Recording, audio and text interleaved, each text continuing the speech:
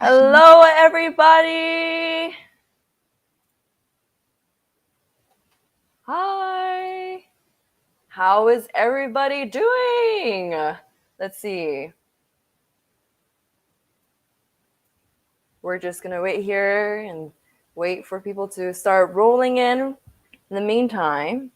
Hello, hello. I see you.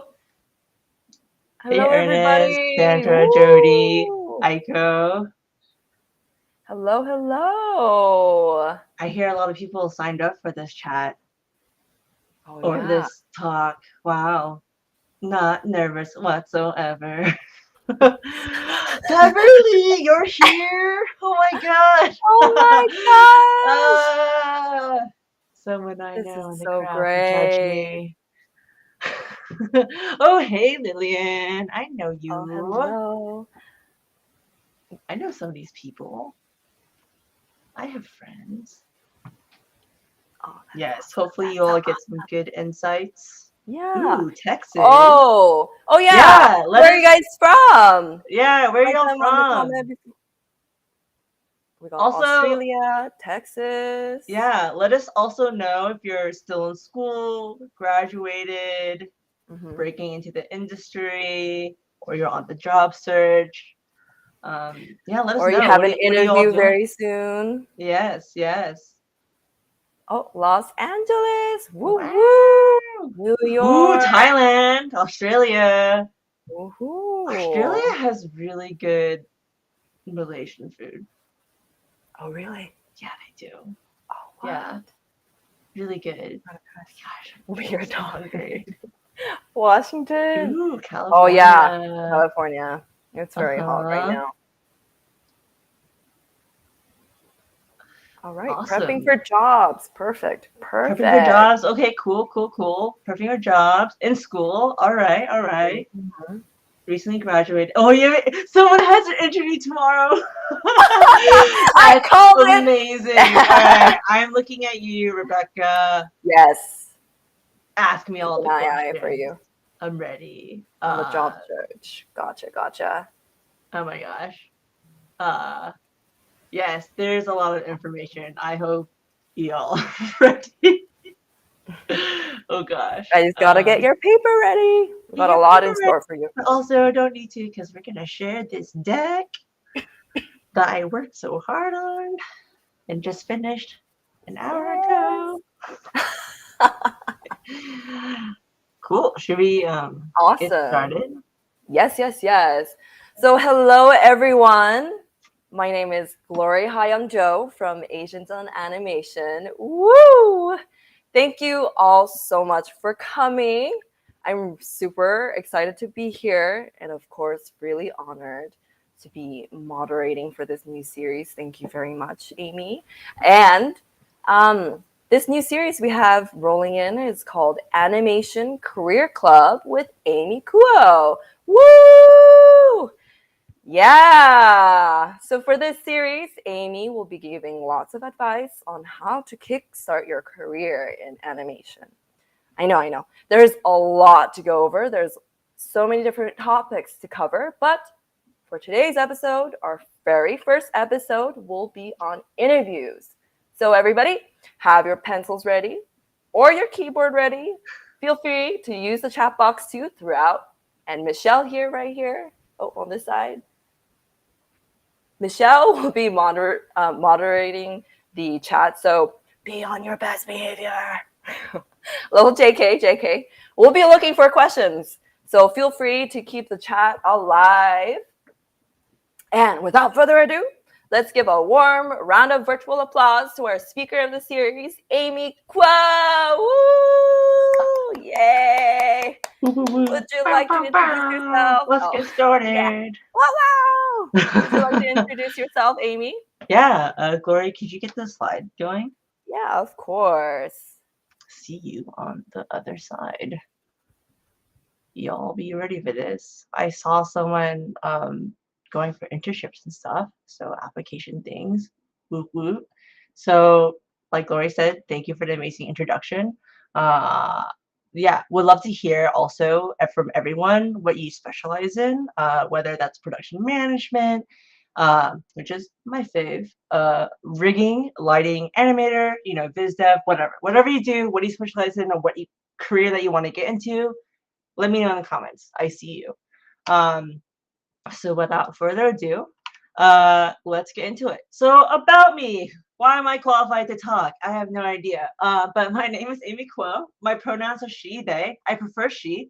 I went to UC Berkeley and studied computer science. I know, so smart. Not really. But I interviewed at 40 plus tech companies. I got only one offer. This was back in college, right? I'm a lot better now.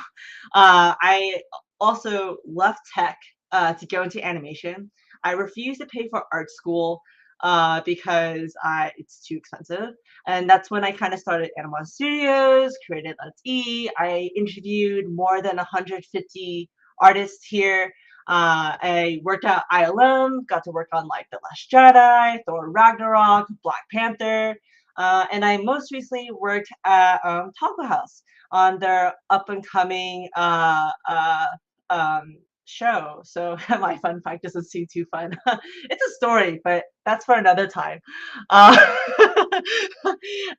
a fun story, right? Okay, but let's get started. Okay, so intro to interviews. They're terrible. They suck. But they cause a lot of anxiety and stress.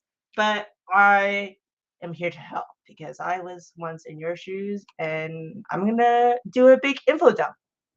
So I'm gonna share this deck at some point. Most of my dialogue is transcribed for those who are hard of hearing. So please focus and think of any questions you'd like to ask. Also, don't be afraid to keep the chat box active. If you need clarification on the concept or something, Glory and Michelle will tell me, and I can go over things again. We're going to talk about two big topics with many, many parts to them. The different interview processes. There are typically different processes for and expectations depending on if you're in production management, or if you're artists, or if you're a technical artist. And then there are interview components.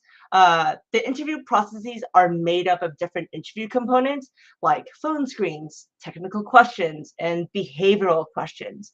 I will list the most important takeaways of what you really need to do to prepare for interviews at the end of this deck, but it is very, very big picture. It's literally just 4 bullet points. So please do pay attention to details so you can ask really good questions. Thankfully, this is recorded, and I will be sharing this deck. So if you plan to share it, though, just make sure to credit me and NM Asians. We would really appreciate that. So after we talk all about this stuff, we can talk and chat during the Q&A, and I'll do my best answering your questions. I will be doing a 1-hour Q&A with all of you after this. So get your questions going in the comment section during the info dump. You can even start your questions now because Glory and Michelle are tracking them, and we will try to get to them. I want to do a disclaimer. What I'm going to share with you right now is based on my experiences as an interviewer and as an interviewee. I have also talked to hiring managers and recruiters for their opinions from various industries, but mostly the animation industry. I am not going to go over interviewing for writing because I believe that's just like a whole world and of a mess on its own. So this advice is geared towards CGI animation and 2D. But honestly, I can tell you all interviews across all industries are the same at their core. So let's get into it. Also, it helps Glory probably if you put in all caps question, colon, and then your question. That would really help them find your questions through the chat because you're also active and also lovely. So we want to make sure we see those questions. Okay, so the first thing, different interview piece, and what do they involve? So production for artists and technical artists.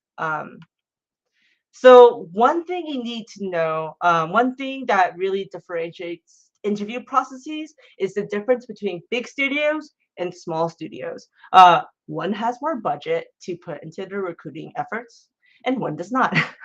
In my experience, big studios tend to be a lot more formal in their interview process. What that means is a recruiter is going to reach out to you to do a phone screen, ask you, how are you doing? Is this a good time to meet? Let me tell you about this job and sell it to you. The recruiter is hired to fit the best fitting candidate and convince those candidates to come join the big studio company.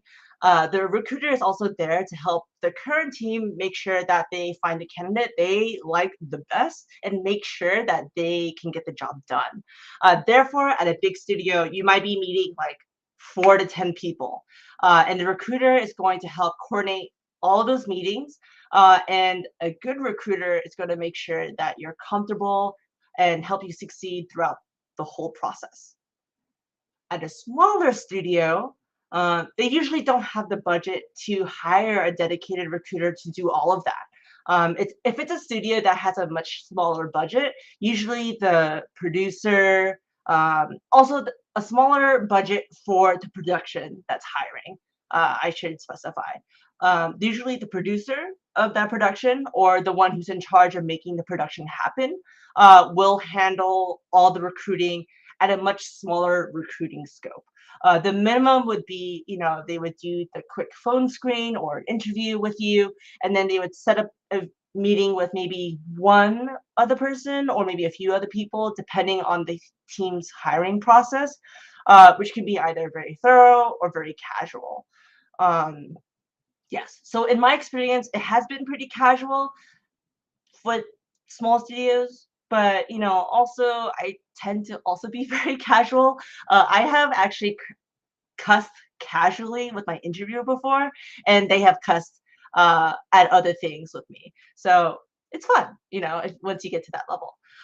In both big studios and small studios, I would really make sure to research the company's values and cater to that if it fits your needs and optimal work environment. So now I'm going to talk about the processes in the context of a big studio moving forward. For smaller studios, I would just assume that it'll be a shorter process, but you can always ask the recruiter or whoever you're coordinating with for clarification. Always ask questions. You are allowed to. So for production management interview process, your interviews will be much more focused on your ability to work with people, reading people, anticipating people's needs, be able to read what the production needs, and be very adaptable. So once you apply, you'll get your phone screen with a recruiter who's going to tell you about the job. Then you'll be interviewing with a team of people you'll be working with on a daily and weekly basis. And then once they determine you're a good fit for the team, they will send an offer. You will negotiate, ideally, hopefully, get that money. And then, you can choose to accept too or not. So here are the various skills that interviewers will be assessing for. When you're interviewing for production management, your job is to help manage the production. That involves working with artists. That could involve knowing the studio's needs, knowing the state of production, being able to read the room and diffusing it if need be, and so on. Also, on an administrative level, you could be working with upper management schedules, helping juggle and organize hundreds of assets, being able to reorganize your priorities on a dime. That is for sure going to happen. You're going to be the supportive face that many artists will look to and be the voice for the people in the production trenches and tell people like, how's it going?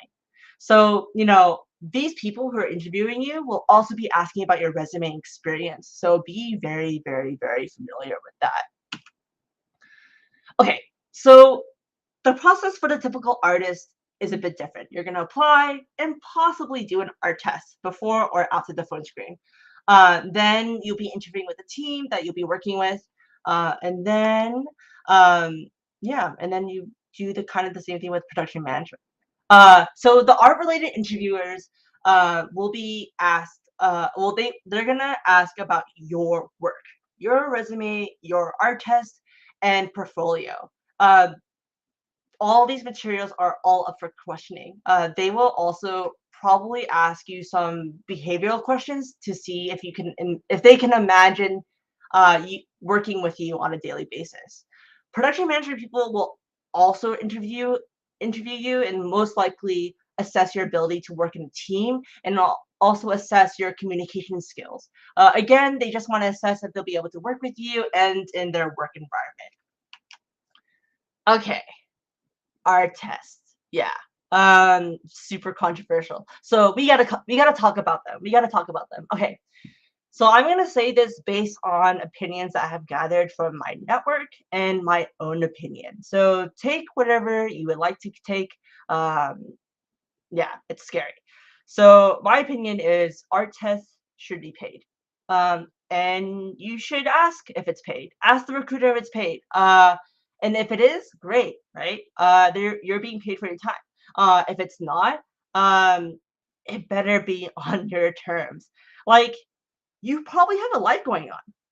We're all living, right? Possibly we have a full-time job, possibly you're in school. Sometimes I hear recruiters demand an art test to be done by like the next day. That's not how life works. That's not how art works, right? Art takes a time. It takes time. So, unless like you like pull an all-nighter, and that's just like not sustainable for anyone.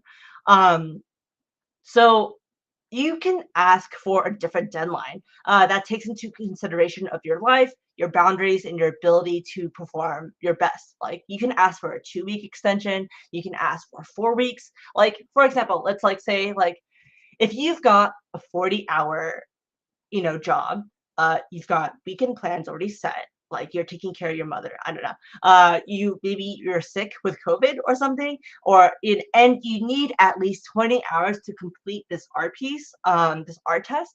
That's about 2 weeks with 5 hours each weekend day. That's not a lot of time if you think about it, right? Because you got to rest and things like that. So you can communicate to the recruiter or whoever that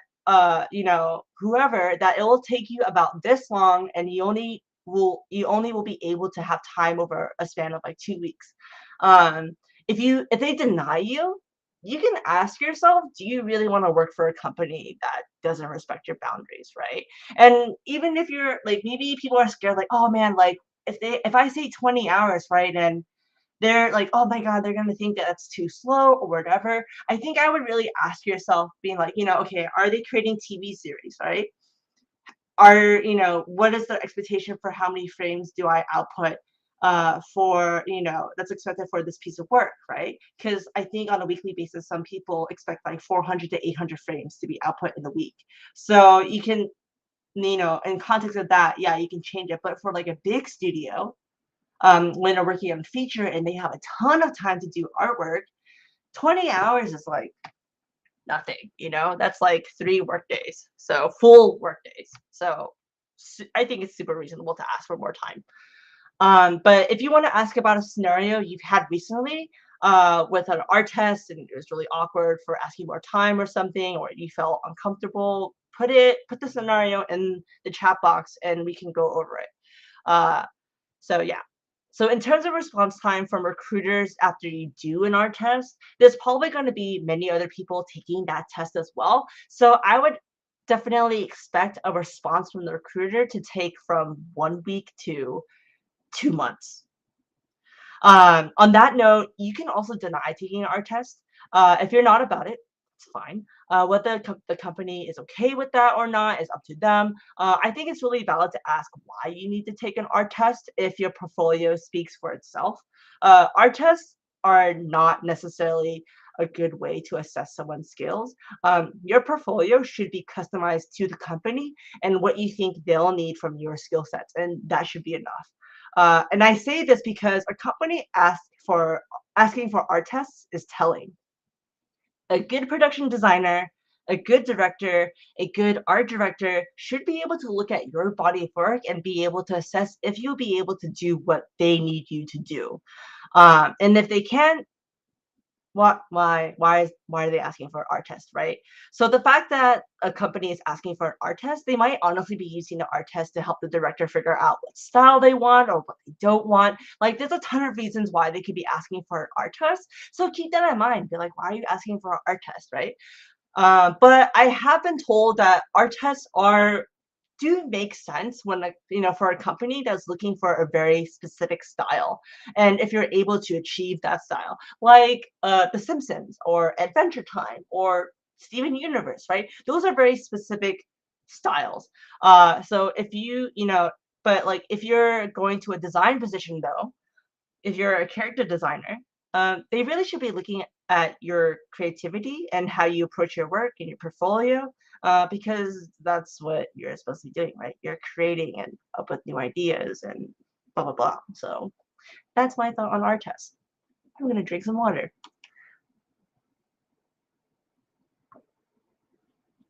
Okay, I didn't choke. That's cool. Okay, so technical artist interview process. So the technical artist interview process is very similar to the artist process, minus the art test. You'll be interviewing with people that you're also going to work with on a daily and weekly basis. So that means like supervisors, leads, and production management. Yes, everyone, please hydrate. It's super important. And also don't choke on water, because that's something that I do very easily. But anyway, so these people are going to be asking about your resume and portfolio and ask you how you did things. We'll go over more specific questions later in the deck, but that's pretty much the gist of it. Woo! Yes, these slides are super cute. Thank you to Lexi for giving me pro tips on how to make things cute. I'm not an art person. So, okay. All right. How's everyone feeling? It's so hot today. It is, I don't know where everyone's all over the world, but in California, it is very hot. I'm sweating. Okay, if there's no clarifications needed so far, that was an info dump. We're gonna do the next info dump. So, all right, cool.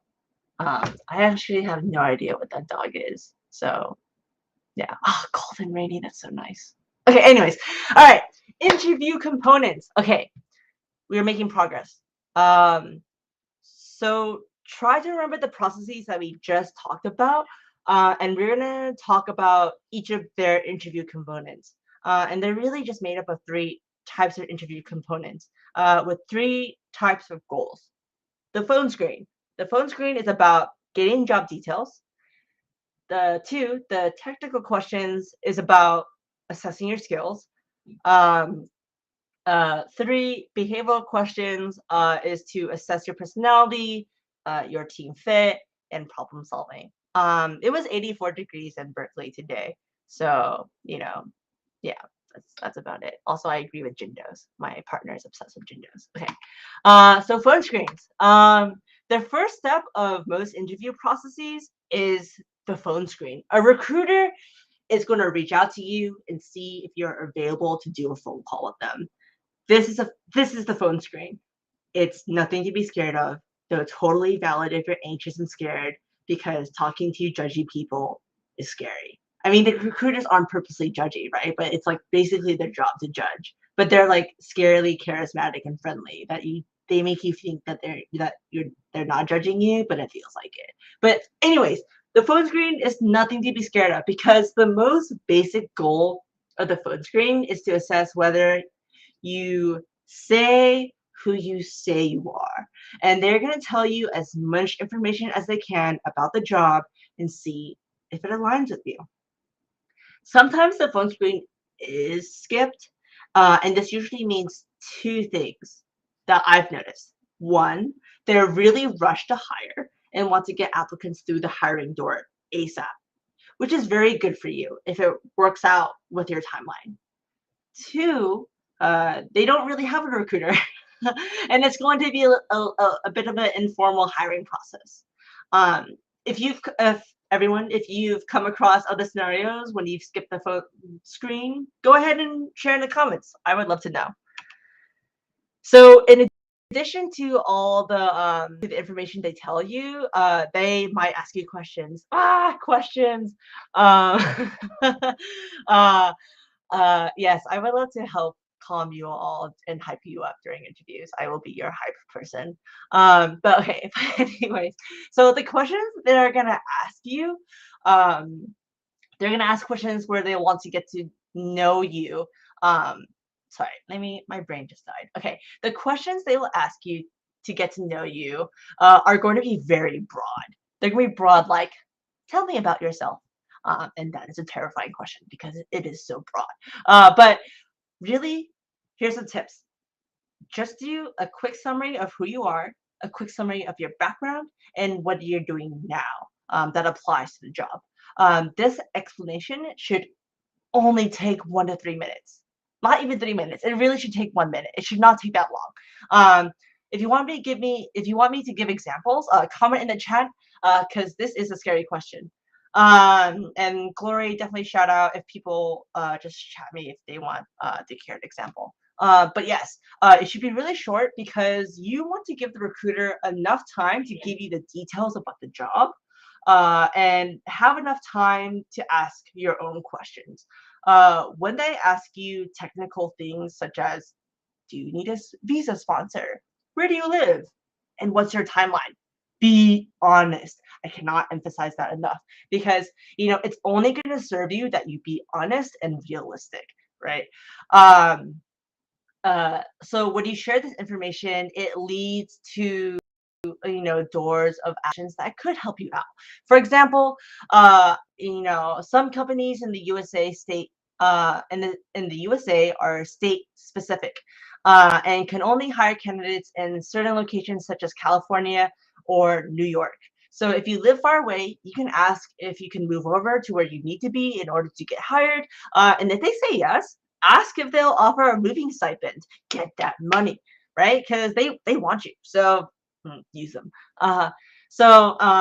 If the recruiter asks you about what you expect for compensation, you do not have to give an answer. I also just recommend just do not give an answer. When we talk about negotiations in the future talk, I don't know when that's going to be because it took me forever to create this deck. But I can go into more detail about how we go about negotiation and navigating that. But for now, you can say something like, I'm going to drink water for this. Okay. I currently don't have enough information to give you an answer. I would like to get to know the team better before answering. Boom, done. Okay, you can also Google how other people have answered this question. There are really a lot of clever, super professional answers out there. So, there's so many ways to politely decline the recruiter, and they're never going to give you trash for it, because they're never going to like harass you or something. And if they are, really question that company. And then, but this is going to be a great way to like better set yourself up for negotiations. Okay, people want an example for how to give a short introduction. Can I think of one off the top of my head? Okay, let me use myself as an example. Let's say that I'm interviewing for a production coordinator position, and the recruiter is going to be like, here, let me have a prop. Recruiter is going to be like, hi, Amy. How do you have time to talk today? Oh yeah. No, this is a great time to talk. Like great. So I'm so glad that you reached out. And like to give us time and applied. Like before we get talking, like can you tell me a little bit about myself or about yourself? Myself. Yeah, so I went to UC Berkeley, then studied computer science. So I have a background in programming, and that kind of led me to this journey of animation, and I fell in love, and that's where I realized that I was a really good producer, and I love production management. So you're all putting me on the spot. That's why I'm saying a lot of so then in my journey of following animation, I created the animation studio called Anamon Studios, where it has kind of the mission to help other people get into the industry and to further their careers while telling really diverse stories. And right now, I'm just trying to further my animation career, and that's why I'm here to talk.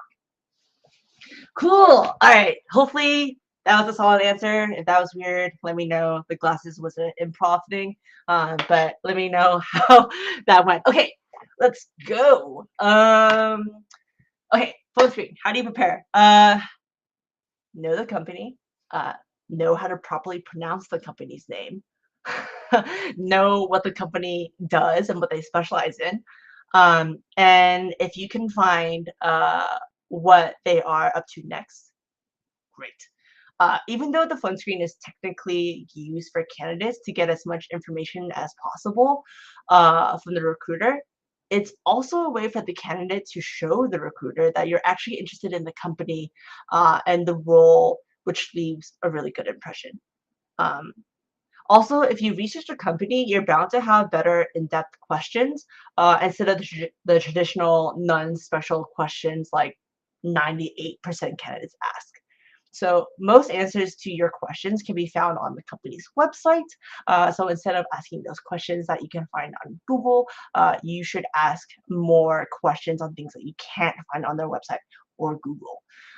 Keep in mind that you will be talking to a recruiter, so when you ask them questions, they should be more HR related, related to what they are looking for in a candidate and so on. So it may not be wise to ask the recruiter a very technical question like, how many licenses of Maya do you have? And what kind of plugins do you use? They will probably not know the answer to that because that's a question related to the team. Yes. So I want to tell you for all of those who are super nervous about their phone screen and be like, there are really three outcomes of a phone screen. The worst one, which is nearly impossible, is you absolutely lied about yourself. You are not who you say you are in the resume, and the recruiter has to pull the plug. Um, so probably 99.9% of you, it's not going to happen to you. The default outcome is a good outcome. Like, because literally the default outcome is it's going to be a great conversation where you talk to a very friendly recruiter, a very, very charismatic recruiter who's going to tell you about the job position, ask you a few yes or no questions, and you get to ask questions that are important to you. It's great. It's awesome. Amazing. Done. They literally did their goal. And sometimes you can impress the recruiter and make them know that you are invested in position and that you are a great fit. And that would be a great outcome. Is it as good? Like, it's not that like amazing. Like, like good would be like an A minus and great would be an A plus, right? Obviously, your mom and dad might be ashamed, but like, it's fine. You're going to be okay. Also, take notes and don't be afraid to ask questions. So that is the gist of phone screens. Oh shit, never mind. Sorry. So how to follow up? So during the phone screen, I like to ask the recruiter what the next steps are and when to hear back. I don't wait for like an email or something like that. Ask them during the interview or the phone screen because that also shows you taking initiative, being able to plan, and being really involved in the interview process. So you might as well get this answer out of the way while you are on the phone with them, so that any follow-up emails don't get lost. Be sure to follow up with the recruiter with a thank you and some thoughts that show you're interested in position and company. Here is a general timeline to follow up with the recruiter. Um, I know some of you, your anxiety gets the best of you and you want to follow up like ASAP, but trust me, people tend to not like being bombarded every single day, whether they have any updates or not. A lot of times recruiters are juggling like with budget approvals, juggling super busy hiring manager schedules with COVID, waiting on other candidates to wrap up and getting their results and their own meetings. So trust that they're trying to get back to you as soon as they can, as soon as it's convenient in the team, or just assume that they're incredibly busy, or both. Or maybe they're terrible recruiters too. Like some recruiters are just so bad on following up and stuff and not doing a very thorough job. Like it's not you, it's them. So I swear. So if any of you got any interview follow-up scenarios, put them in the comments, ask questions, and I'll try to answer them. Be as detailed as possible because that really helps, like for very, very specific scenarios. Okay, second interview component, technical questions. Water break. I see that you all love the glosses. That's great. Let's see. Yeah, awesome. Oh, let me go back. The third bullet point is that 1 month instead of 3 to 4 weeks. Oh wait, if they say they'll get back to you after 3 to 4 weeks, follow up in a week. Yeah, a week. Because yeah, in that time, like 3 to 4 weeks. That's like plenty of time where they've had a lot of time to do meetings and things like that and whatnot. So flying up in a week is like totally fine. Yeah. So I would just wait. Okay. Everyone ready? Any clarifications? All right, I'm just gonna go for it. But if you need clarifications, we can always go back. Technical questions. Okay. The way I want you to think about these is that they are interview components that will come up depending on what you're interviewing for. Um, they're there to assess your technical skills, your work, and make sure you have the knowledge to do the job. These questions come up for technical artists, CGI artists, and so on. Most like definitely not for production management, but yeah.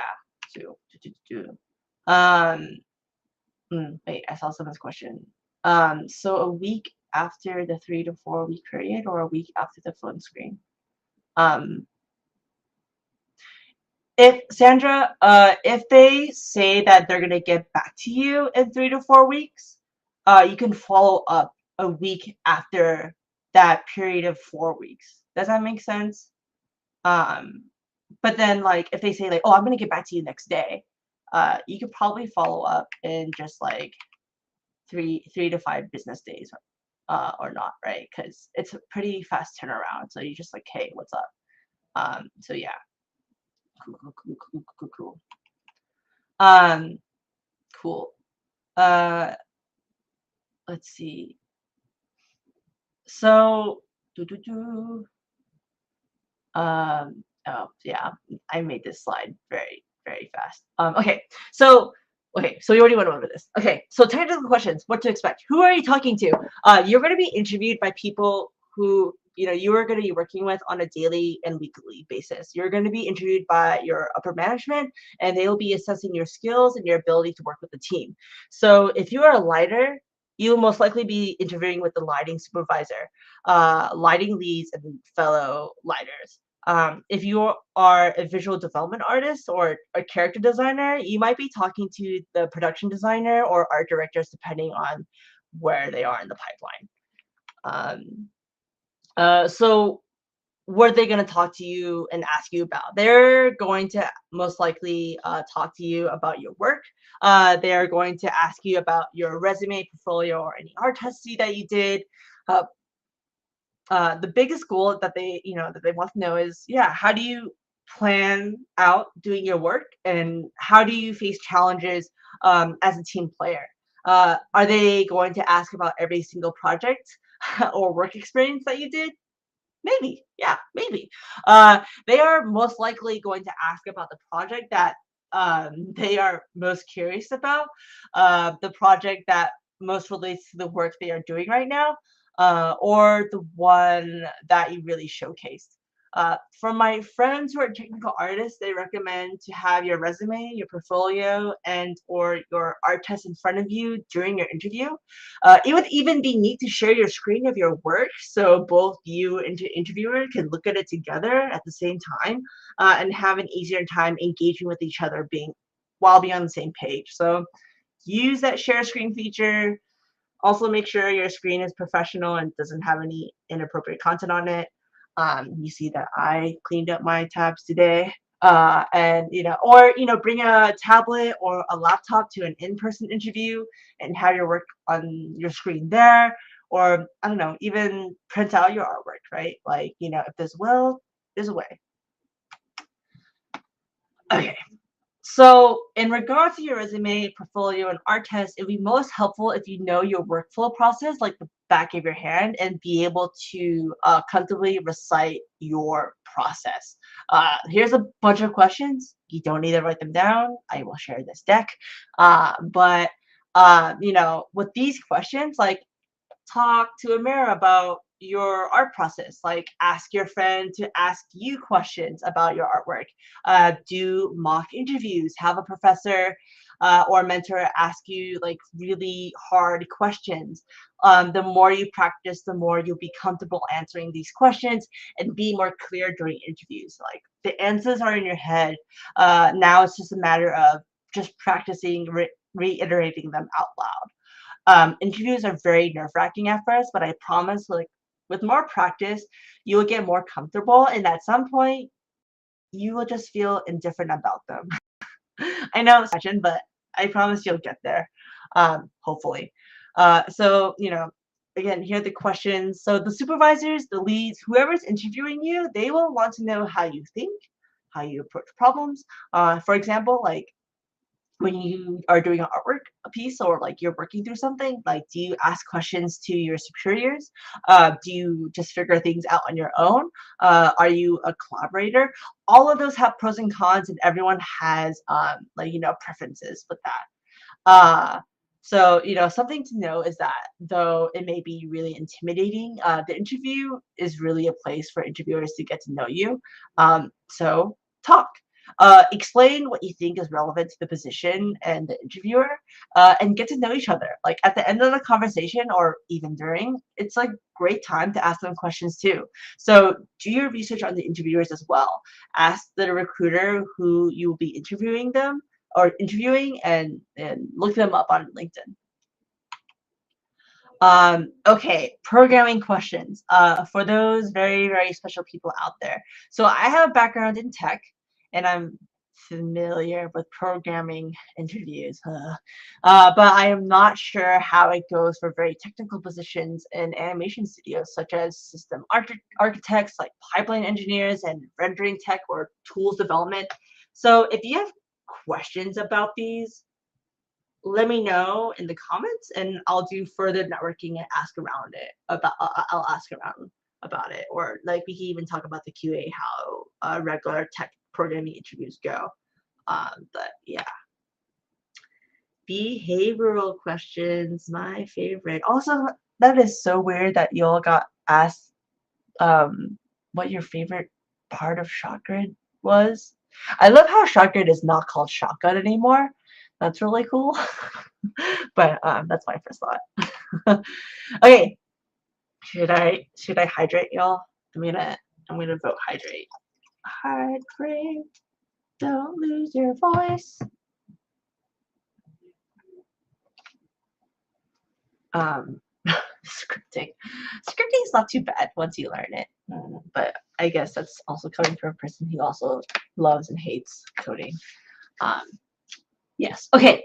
Behavioral questions. Let's talk. My people.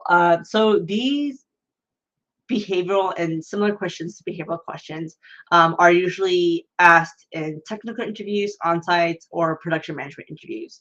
Basically all interviews, honestly. But production management interviews are dominated by these questions.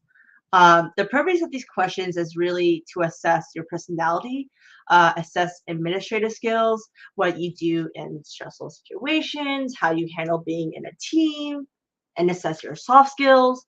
Also to see if you're someone these people would like to work with on a daily basis. For example, like, are you introverted and put your head down and get your work done? Are you the social type that would do desk pranks and make the office lively? Are you the type who would volunteer and help out wherever you can and hold the team to a higher standard? Are you the type to ask important questions like diversity initiatives and do they feed you during crunch?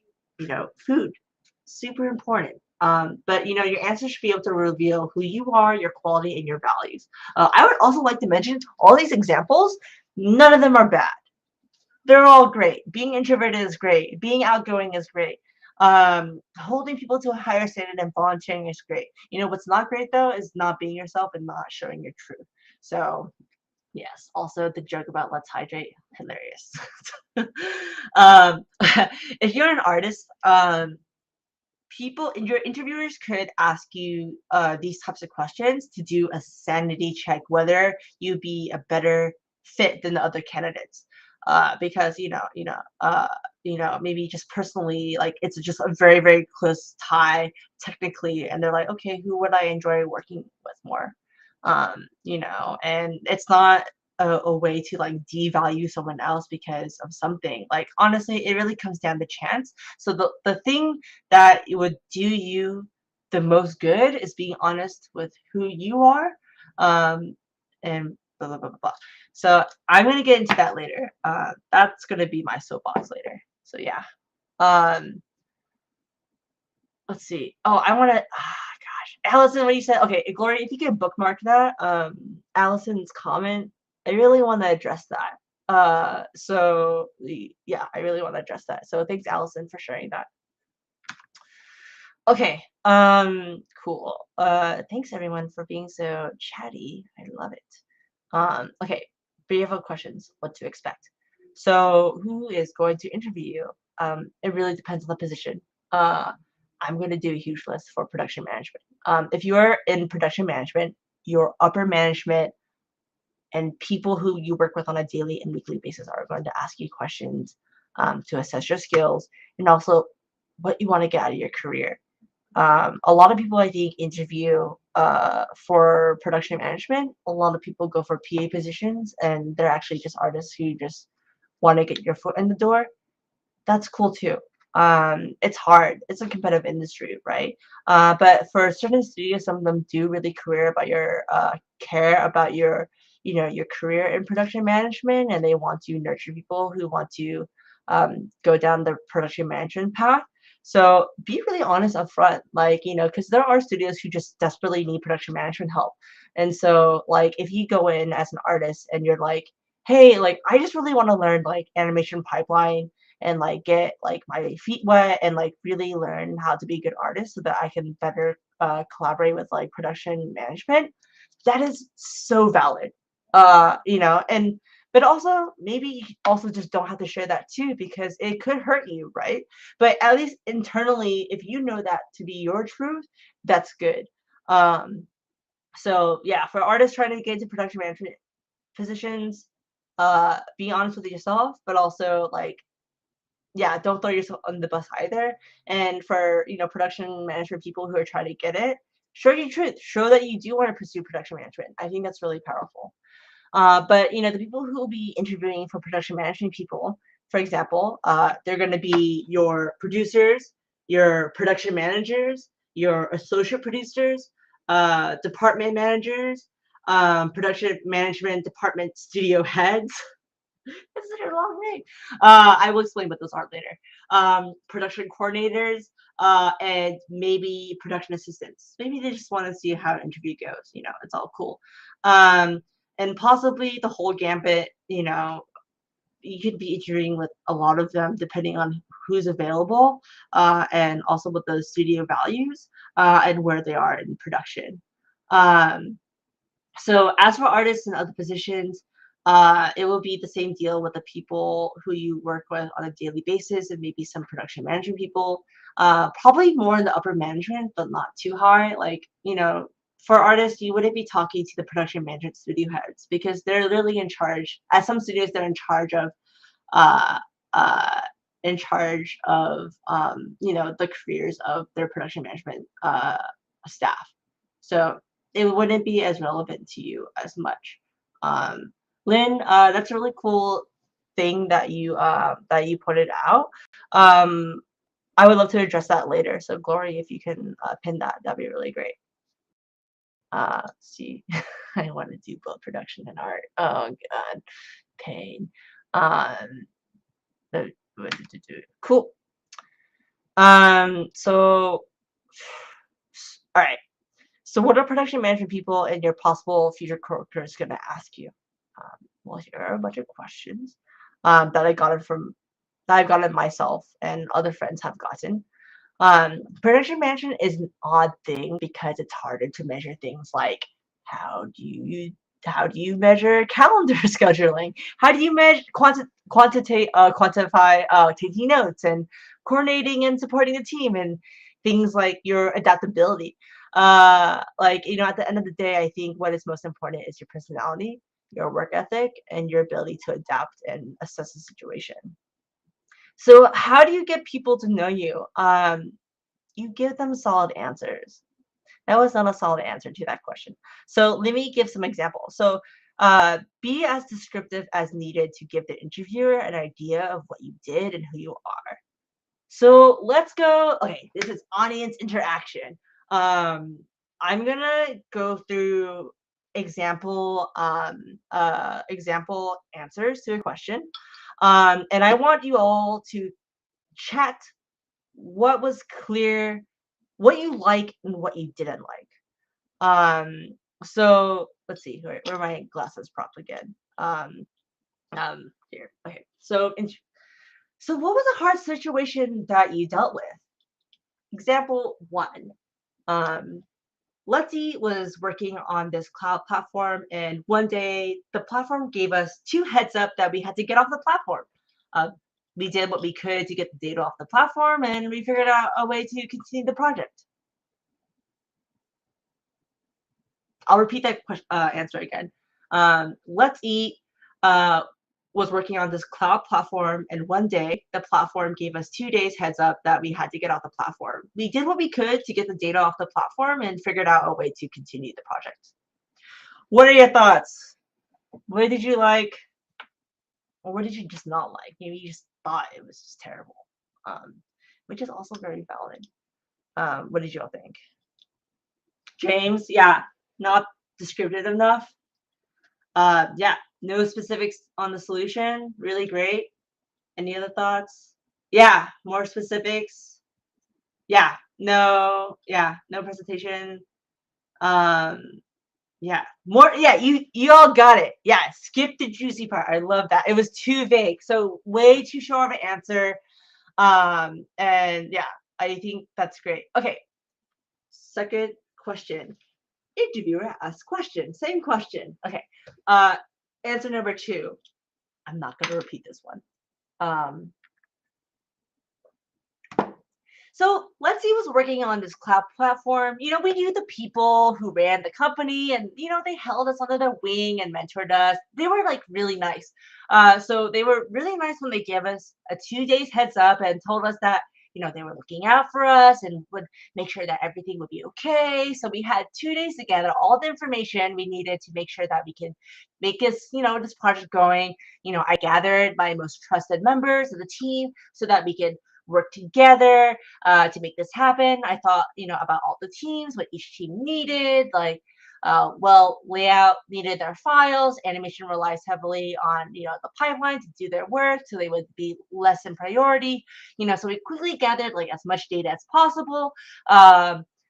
Created a makeshift pipeline using Dropbox so the artists could keep working. And our production was able to continue while we tried to develop another pipeline.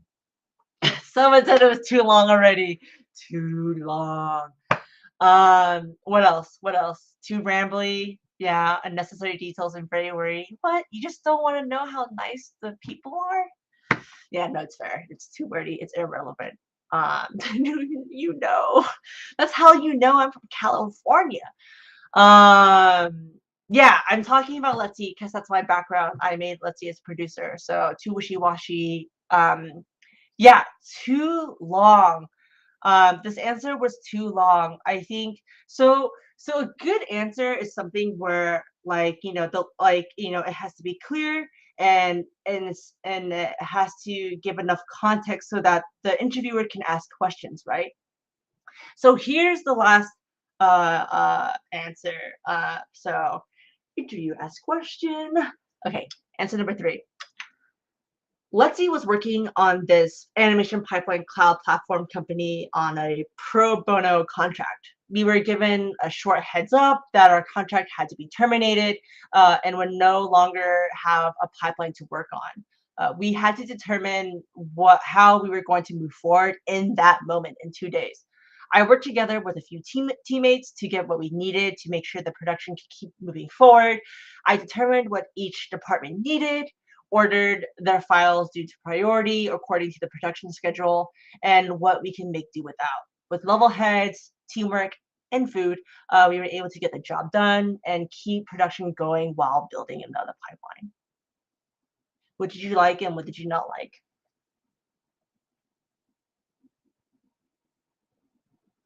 I think I'm just gonna dive right into it. So the key to a good answer, because like I had this issue too. I tend to rant and over explain because I'm a people pleaser. I'm a people pleaser and I tend to over explain to explain myself. But the thing is, like, you want your the interviewer to be able to engage with you and ask you questions and to elaborate on certain things, to elaborate on certain things that they want to know about, right? So like, I gave them space where, like, I didn't rant too much about, like before, where I'm like, oh, I went into how each department figured it out. They could have asked me like, oh yes, okay, what did each department needed, and order the files or whatever. They can ask like, oh, how did you handle that? Must have been a really stressful situation. So like, how did you level your head with everything like that and whatnot? You only had 2 days to do all of this, right? So like, a really good way to the key to giving a good answer is to have a clear idea of what you want to come across. Like, are you showcasing a skill? Are you showcasing how you handle the situation? Are you showcasing how you problem solve something? Like, make sure you give what you need to give to make sure that the idea is clear and engage with your interviewer. Um, a tip for a fellow Asians in animation person said, write down a list of 10 stories to use as examples to showcase your abilities. This really helps you in case you get stuck, but it also helps you, like, when you write down these stories, like, you literally can write down every aspect of that story, and then customize it in the middle of the interview to target that person that you're interviewing with. And how do you do that right off the bat? It takes a lot of practice, right? Like, keep on answering questions, keep on being asked by different people in mock interviews, and have them like change up the order of questions and whatnot, and pretend that they're in these different kind of positions, so that you just keep on practicing and like reiterating these different stories and customizing it and things like that. So it, ranting and things, totally nowhere. It means you're nervous. But I don't know, being human is like, being nervous is naturally human. So what do you want me to do? um, so yeah, so have that in your pocket. Also, as production management, as with everyone else, know your resume, because they might ask about it. So you should know what you wrote. Oh, wait, oh God, where am I? Okay, yeah. So for everyone else, depending on the team, well, not everyone else, everyone, including production management. Depending on the team and what they ask, like, I think it's really telling of them depending on the questions they ask you. If they ask you like, what's your favorite LGBT movie, or how do you feel about overtime, that's kind of telling of what they care about, and or what environment is going on. It's going to be like. Like, I was recently asked, like, oh, how do you feel about crunch? Um, oh my God, we're at 8 p.m. Oh no. I'm almost there. I'm almost done, Glory. When, so yeah, I think it's really telling. When answering these questions, like, make sure to stick to who you are, and also think about if you're going to get along with these people. I will go over how to ask good questions in a bit. We're almost there, everyone. Then we can do Q&A and bond. Okay, so general tips and info. Okay, so for most interviews at big studios, and I think even small ones too, because they even have less time, you'll be doing 2 to 6 interviews. I have had a friend who did an interview for an executive assistant position. I think they did 8 interviews with one person at a time, 8 different people, um, who worked with this exec, and they didn't get it. They were very frustrated. I also had another friend who did 2 interviews. One phone screen with a recruiter, one interview with the supervisor and leads, and they got the internship at a big studio. It varies. So, it really varies depending on the need of the team, the timeline, the urgency, if you've been recommended, and a ton of other reasons, you just never know. So each interview, except for the phone screen, um, you know, uh, each one will usually last 30 minutes and not more than 60 minutes. But obviously, it's incredibly fast. But, also that changes too. Like, I have been in interviews where we were supposed to talk for 30 minutes, but since we were just having such a good time chatting, it can last an hour.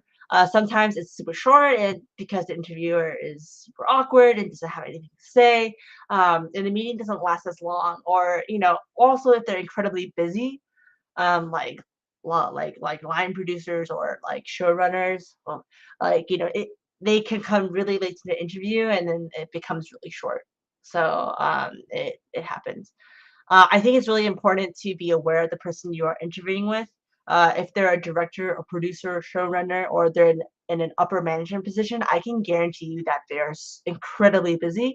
So it's really good to be aware of their time as well as yours to make up the most of the interview. Like I've had people come in 15 minutes late, and then I ask them like, "Hey, do you have a meeting afterwards that you can't be late to?" And they're like, "Oh yeah, I'm so sorry that we're so late. Like, we can't avoid this meeting." I'm like, "Okay, cool. Like, what exactly would you like to get to know, and how can we make the most out of this like 15-minute meeting?" And I think especially for production management, that could really impress them because you're already there. You're already thinking about them. Um, Most of the time, you'll be in an interview and be interviewed by 1 to 2 people. I have been in an interview where there was 4 people, but 2 of them were just there as witnesses to see if they liked my vibe. So it was mainly just one person who was interviewing me out of the group of 4. So it wasn't too bad. Just don't look at them. If anything, you can just score points with them. So I have yet to hear what was that mean? I have yet to hear about group interviews where you are in a room with other candidates in a big room with interviewers, like 20 people or something. I don't know. That's like more of a sales thing, right? But like, I don't have any thoughts on that other than to just run away. That sounds so stressful.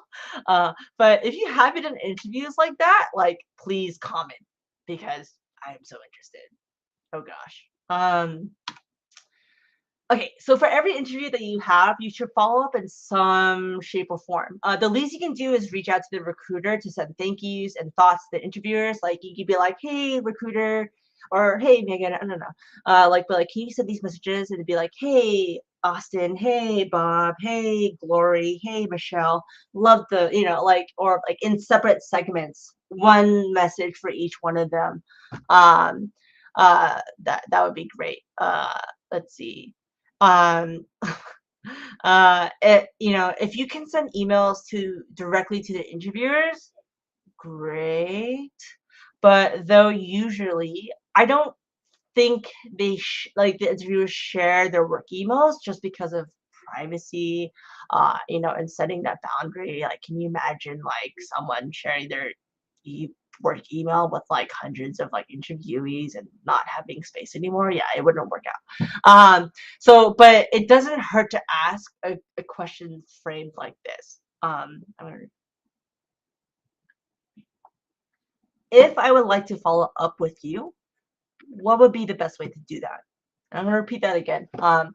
If I would like to follow up with you, what would be the best way to do that? That way, this is framed in such a way that, like, they can decide whether to point you to the recruiter or give you their email or maybe even like their LinkedIn. Like, no pressure.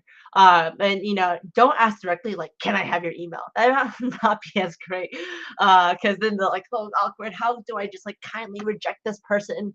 Yeah, it's awkward. So whenever you follow your email to the recruiter, make sure to add like looking forward to hearing the next steps, or could you let me know when I should expect to hear back from you, or something of that nature. Like add a little something that puts the ball in their court. Then you just wait. The interviewers usually have a chat with each other and evaluate if you're a good fit. They got to do a head count, make sure they've got the budget and get approval to hire you. If they haven't already gotten their approval, then the hiring managers have to talk to the recruiter. Like, they're all very busy people. Like, this could take a while, a few days, a few weeks. It really depends on the timeline of when they need someone by. Like, they may not even plan to bring someone on until 3 to 6 months later. So it's always good to ask the recruiter what their timeline is and when they plan on bringing someone on. If you have other pending offers, uh, please feel free to reach out to the recruiter and be like, hi, blah, I have pending offers from other companies, and I was wondering when I could hear back from you. I would really like to work at your company. Your company is my first choice. So I was wondering if it was possible to prioritize and speed up the job application process. Thank you so much, and I really appreciate it. And you can even let them know, like, the other companies wants me to have a deadline by like this, like in 3 days or by this Friday or whatever, and blah blah blah.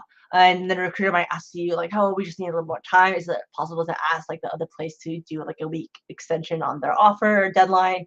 And you can work that out with the other recruiter. So it doesn't hurt. And honestly, you could use that to your advantage during negotiations because you are hot talent. The recruiter, would definitely like to know this too about these other offers because they want to make sure that they're getting the best of the best out there. So first come, first serve, play that to your advantage. Okay, timing. So there's actually a good time to send emails, or more like be aware of when you send emails. And I'm talking to people with anxiety. If you send emails at the end of the day on a Friday or holiday, you're probably not going to get a response till Monday or Tuesday or when people get back to the office. Once you send an email, be aware if you send it at night, it'll probably not get back to you within a day or two. Recruiters are super busy, or maybe they'll never get to you. They'll just ghost you because they're terrible or just incredibly busy. I don't know. They're probably dealing with like thousands of applicants. But I personally think it is a great thing to do, is schedule your email to be sent first thing in the morning so that when they check their emails in the morning, they'll be able to see your email and you're like, I know you didn't miss it. It's there. Unless you're like totally swamped. Though going to say a disclaimer that the strategy does not guarantee a response from a recruiter. It's just something to keep aware of, and it makes their lives easier, right? Because you want to make their job so much easier to like hire you. Anything you can do, so help them out. Okay, tips and tricks lightning round. I'm gonna drink some water.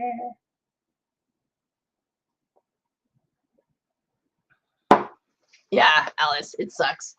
Because production can't wait, and it's like, damn. But it just means you're really good, and you will bound to be. It's only a matter of time since you're hired, so don't worry. Okay, lightning round. 1, if a recruiter has reached out to you, you can't start working for another 3 months, or you're wondering what their timeline is. Ask and tell. But don't come off too desperate. Be like, I need a job immediately. Like, like they're gonna take advantage of you. Yeah. But it's good to know their timeline. Ask the timeline. Hey, what's your timeline? And then if you can't work until a certain time, let them know because that's really helpful and doesn't waste either of your times. 2, you have listed a city on your resume. They will, when setting up interviews, be sure to mention your time zone. It's COVID. We're working from home. You could be anywhere. So if you're not in California or in New York or in, I don't know, somewhere like in Europe or something or in Asia, like let them know where you are. 3, dress. I think someone asked about dress code. Dress business casual. That is safe. Maybe not a tuxedo unless you really want to. But that might be a little odd. But I don't know. Maybe that's your thing. But dress to impress doesn't hurt. Cleaning up a bit doesn't hurt either. It's an impression, right? I know it's superficial, but it does help. 4, if in person, print your resume and share it. Recruiters tend to print from their HR systems, and those systems ruin the format of your resume. It is so ugly. So print out that pretty resume of yours and share it with the people. 5, share your portfolio on screen. I've mentioned this before. Bring a tablet, bring your laptop, give your interviewers a visual to interact with. 6, take notes. This will be so helpful when you write thank yous, and also when you follow up in in next interviews, so you don't ask the same questions and get old info, right? Like when you're talking to very specific people, you have very specific questions for them, and you like to tick it off. So yeah, like think of and also taking notes could help you think of very insightful questions and connect between different interviewers. Um, 7, meditate. Deep breaths. Interviews are very anxiety inducing. I know. So try meditation. That could help. And 8, my favorite, and apparently all of you are super excited about it, is power poses.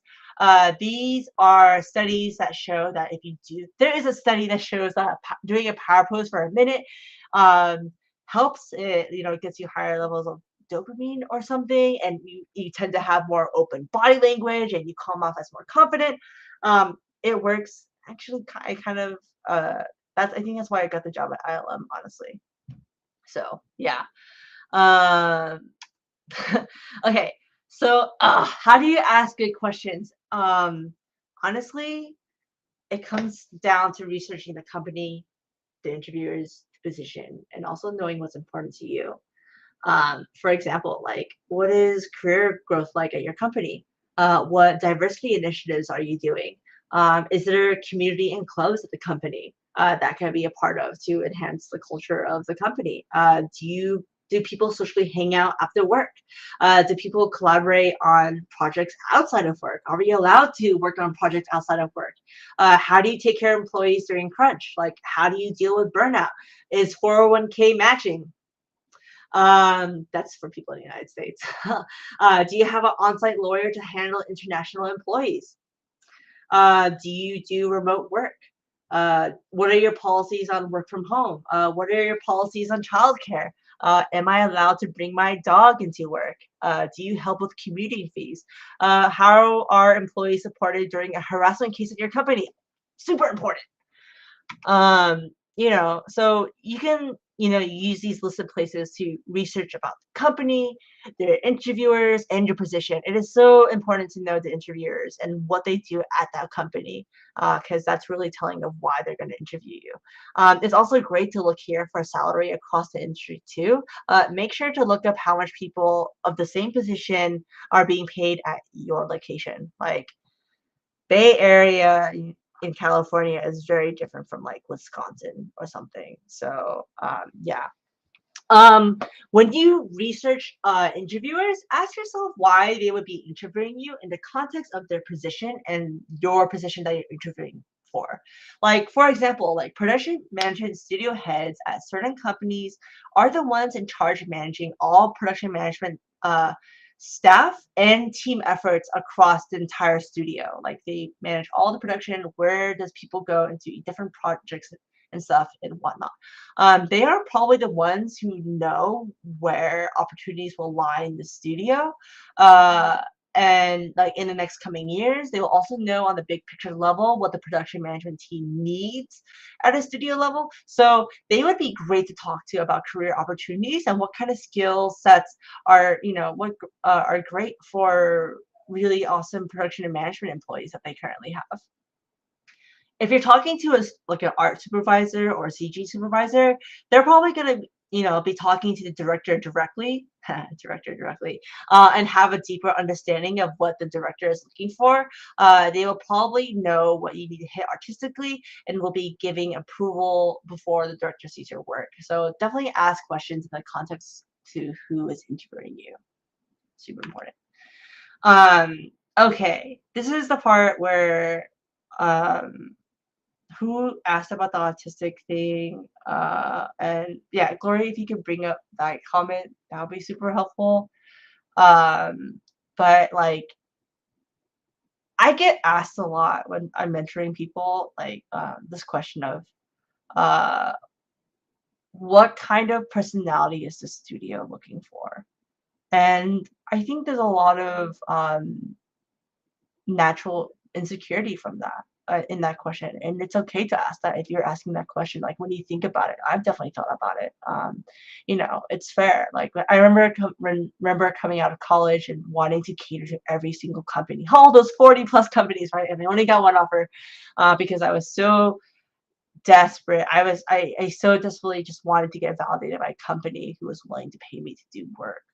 Um, I can tell you that changing yourself to cater to what you think a company is looking for in a candidate is not the best, most healthy way to go about it.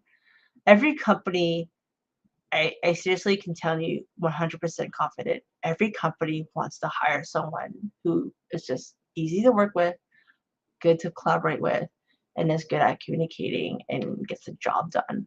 Um, and I think actually, Glory, can you bring in that person who says they're too quiet or something? I think there was that comment. But like, those things are like those are skills that are all attainable and like and learned. So as long as you can talk enough so that people can understand you, you know what you're doing and you aren't and as long as you're not unpleasant to other people, like you're golden, right? So like Allison, if you're like always afraid that you're socially anxious and shy, you're really shy and you're at a disadvantage, that's something where like I had once interviewed someone where they whispered so quietly like this, and I could barely hear them. And I asked them like, could you speak up louder? And they were, I know they were like trying so hard.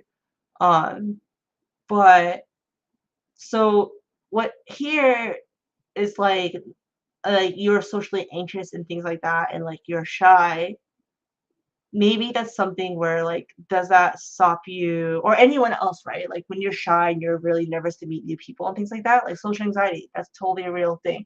That's something where like you can also can go to get help, because in order to collaborate with other people and whatnot, you have to be able to communicate clearly. Like you don't have to be the loudest person in the room, right? But like as long as you're able to text someone, or communicate to them, be like, hey, I did this thing, and like, is there anything else that you want me to do? Or hey, I had this like problem with this thing, you know, can I get help on it?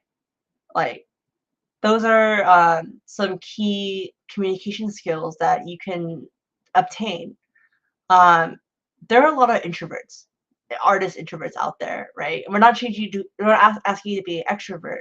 We're just asking you to be able to communicate, and that's really just the basic, and that's something that you can develop outside. So like I think that's totally valid and a really good question to ask, Allison. Uh, yeah, that's the truth. You just have to be able to communicate. So, when you're asking yourself about like what kind of personality is the studio looking for, with those things said about what kind of like just being a good person to work with, good to collaborate with, good at communicating, and you're able to do the job. The real question here that you can ask is, do I as a person want to work for this company? Um, and at the end of the day, it is you who is interviewing the studio, not the other way around. Why? If you have made it to the on-site, you're either their top choice or one of a few. At this point, it is really important for you to determine if this is a company that you want to work for. How does the company feel towards neurodivergent people? The person, I think Lynn, right? Lenny said like, sure, I have ADHD, I have depression. Um, I am not afraid to share that, because if they're not able to accommodate or to adjust for me and whatnot, because mental health is a real thing to be adjusted for, and that's discrimination. uh so like if they get uncomfortable when they hear autistic or like ADHD or something, then reevaluate if that's a company that you want to work for, right? Because that's not cool. Is their campus ADA compliant? Are they ableists? How do they support women? Like, do they give space to celebrate other cultures and holidays?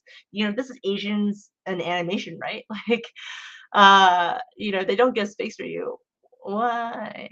What is their mission and how does it align with mine? Like, do they hold leadership accountable? Do they support maternal and paternal leave? Like, Are there LGBT resource groups? Is there support for the community, and is there a space to be active allies?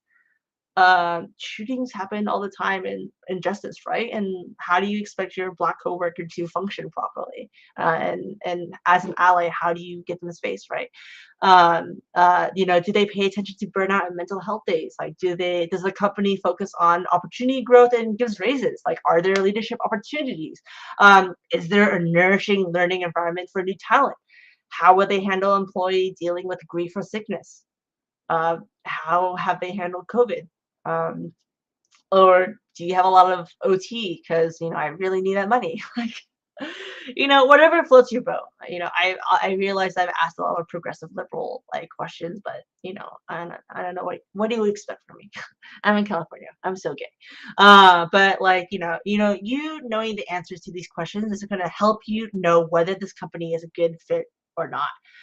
If the company doesn't align with you and you still want to work there, for example, like maybe you got an entry-level job, you're fresh out of school, the job does not pay very well, and it doesn't give a lot of space for support in the workplace, you can tell yourself, I am here to learn as much as I can. And then once I feel good about it, where I've gotten the most out of it, I'm going to find another company that aligns better with me.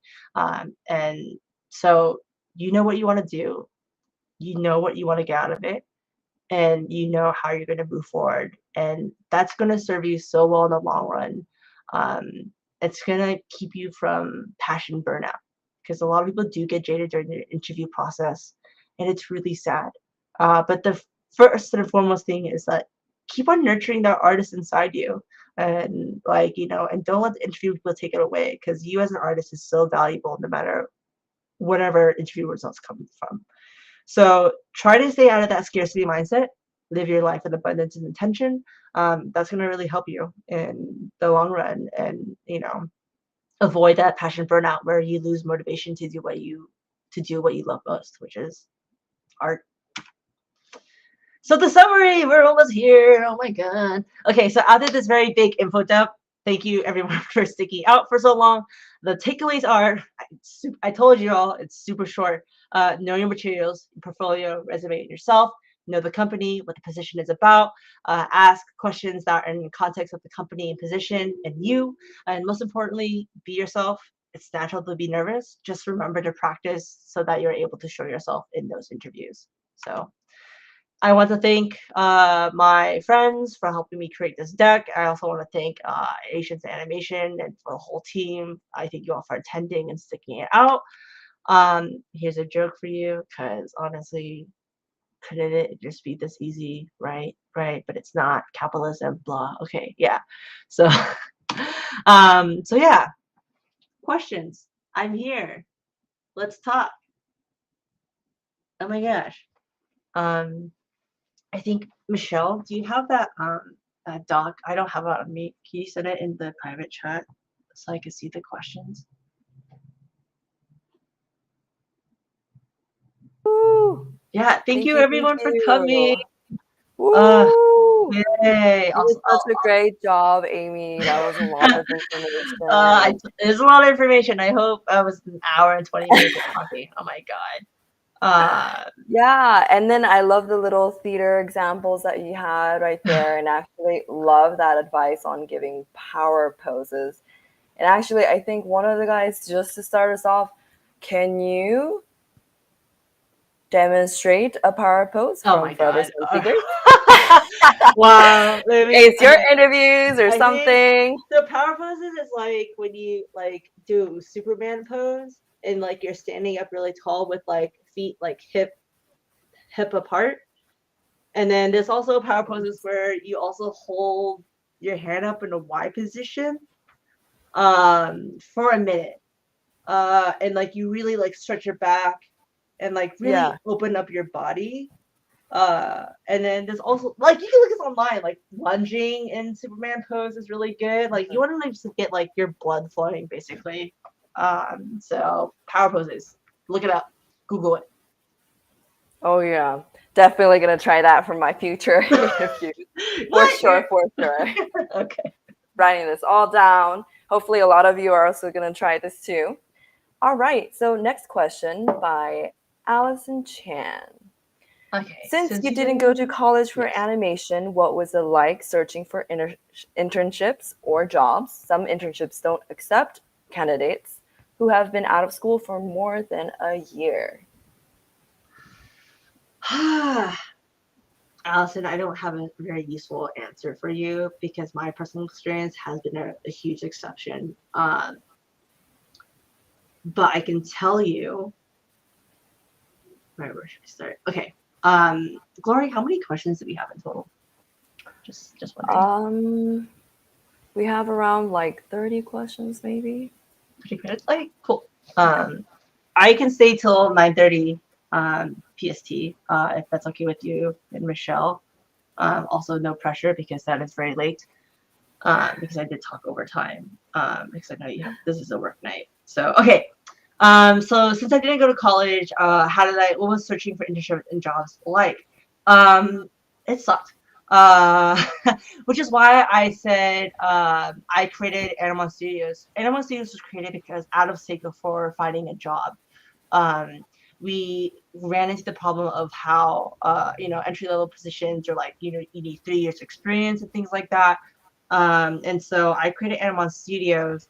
And then I actually got reached out to by ILM through LinkedIn. LinkedIn works. Create a LinkedIn. Update your LinkedIn. It works. That's how I got connected to a recruiter at ILM, and that's how I got the job at ILM. I didn't even apply. They found me. And then I worked there for 8 months. And then Taco House, I spent 3.5 years creating Let's Eat, and it has been the most rewarding, exciting thing I have ever done in my life. Thanks for being a part of it, Glory. And so after that,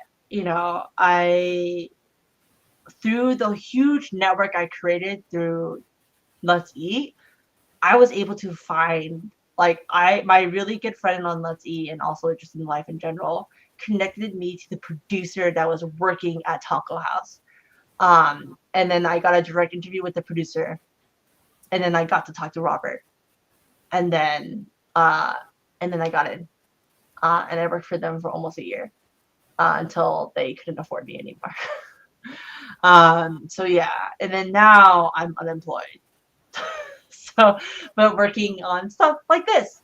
So I've had other friends who have working office jobs related to what they do, and then moving over. So honestly, it's kind of just a grind. Not very helpful, but like I said before, keep on working on your art and go from there. They're always looking. I have a friend who turned 37 and they just got to work at a big studio without having and only being in the industry for uh they didn't go to art school either. It's Dixon, the director. He got a job at a big studio and he's 37. So nothing's impossible. Cool. Next question.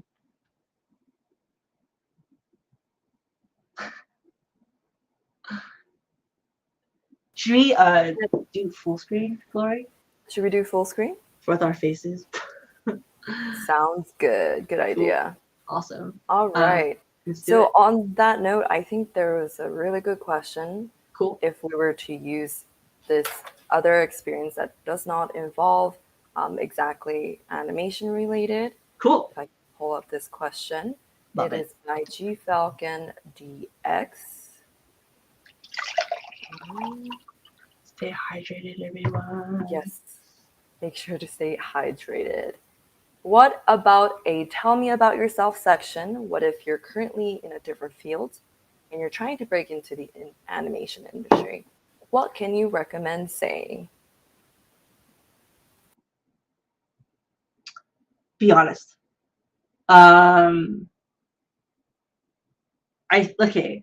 At the time I had Let's Eat going, so that was my way of showing that I was really invested in animation and really knew what I was doing.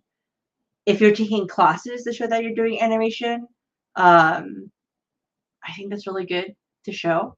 If you're in parts of groups like Asians in animation, right, and you're volunteering and doing all that stuff, I think that's really good to show.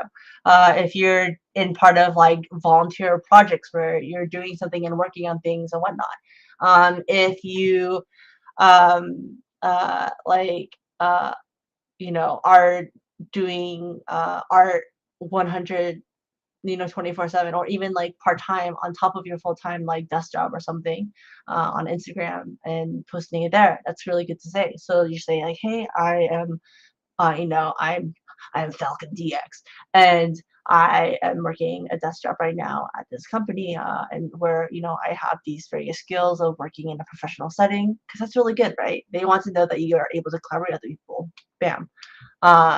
And I've really been working on my art this whole time on top of this full-time job, on um, and so here I am, and I think honestly that's really impressive too, because it shows that, like, gosh, you've got grit if you're able to do a full-time job on top of trying to get into the art career.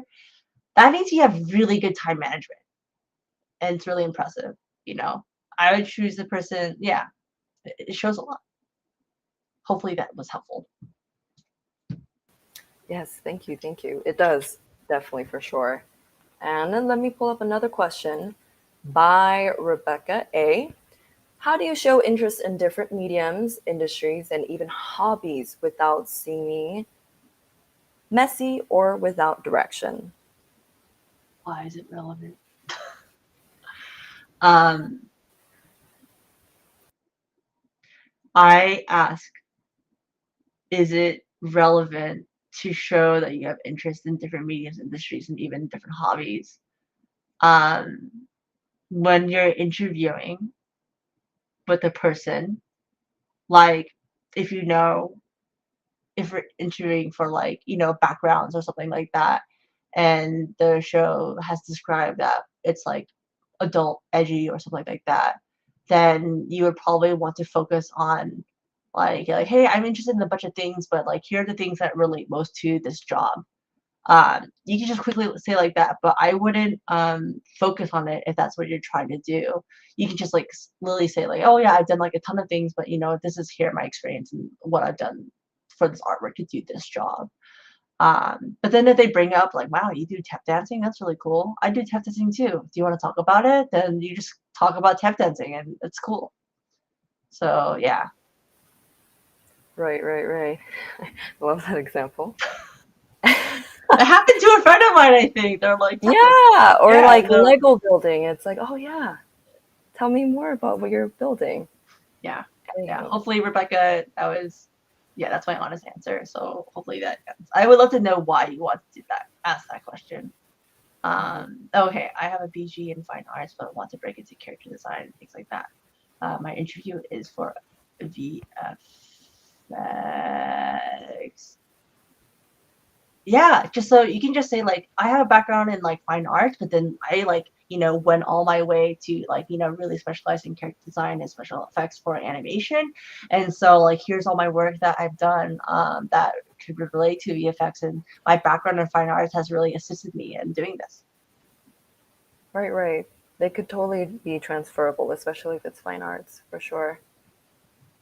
Let's see.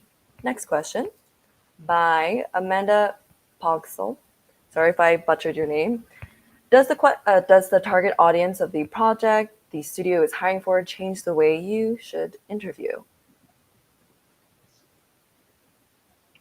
Does the target audience of the project the studio is hiring for change the way you should interview? Oh gosh. Yes and no. So let's say if you were like interviewing for like a preschool like show, I'm sure you would probably not like be throwing like F bombs and shit crap and like violence everywhere. Um, like it very much like, I think every interview you should always come off as like professional. But then if the interviewer like takes it to like a level where like, oh yeah, we fucking don't care about professionalism. Like, tell me how you feel. Like, we just love explosions. You know, you know, like, yeah, if that's your personality to be that expressive too, then let it out, right? So like, feel that interviewer, and you can usually tell if someone's like more like stuck up, not stuck up, but like more like reserved, And then you're like, okay, cool, like, let's be on the same page, let's like match energies, because that usually helps people open up and trust you more. I think it's a thing, like matching energies. So yeah. That's true. And who knows? It's also on your end, No, right? you If never you're, know. I would yeah, always just play it safe. If you're yeah, doing like Rick and Morty, I would definitely let the interviewer define, like set the tone, right, right. and then follow suit, like whatever you're comfortable with. Obviously, don't change your personality to be like, oh yeah, I'm not gonna have a mouth of a sailor, but be like, oh yeah, I fucking love like awkward, disturbing things. Here are the movies I love to watch. That represent that.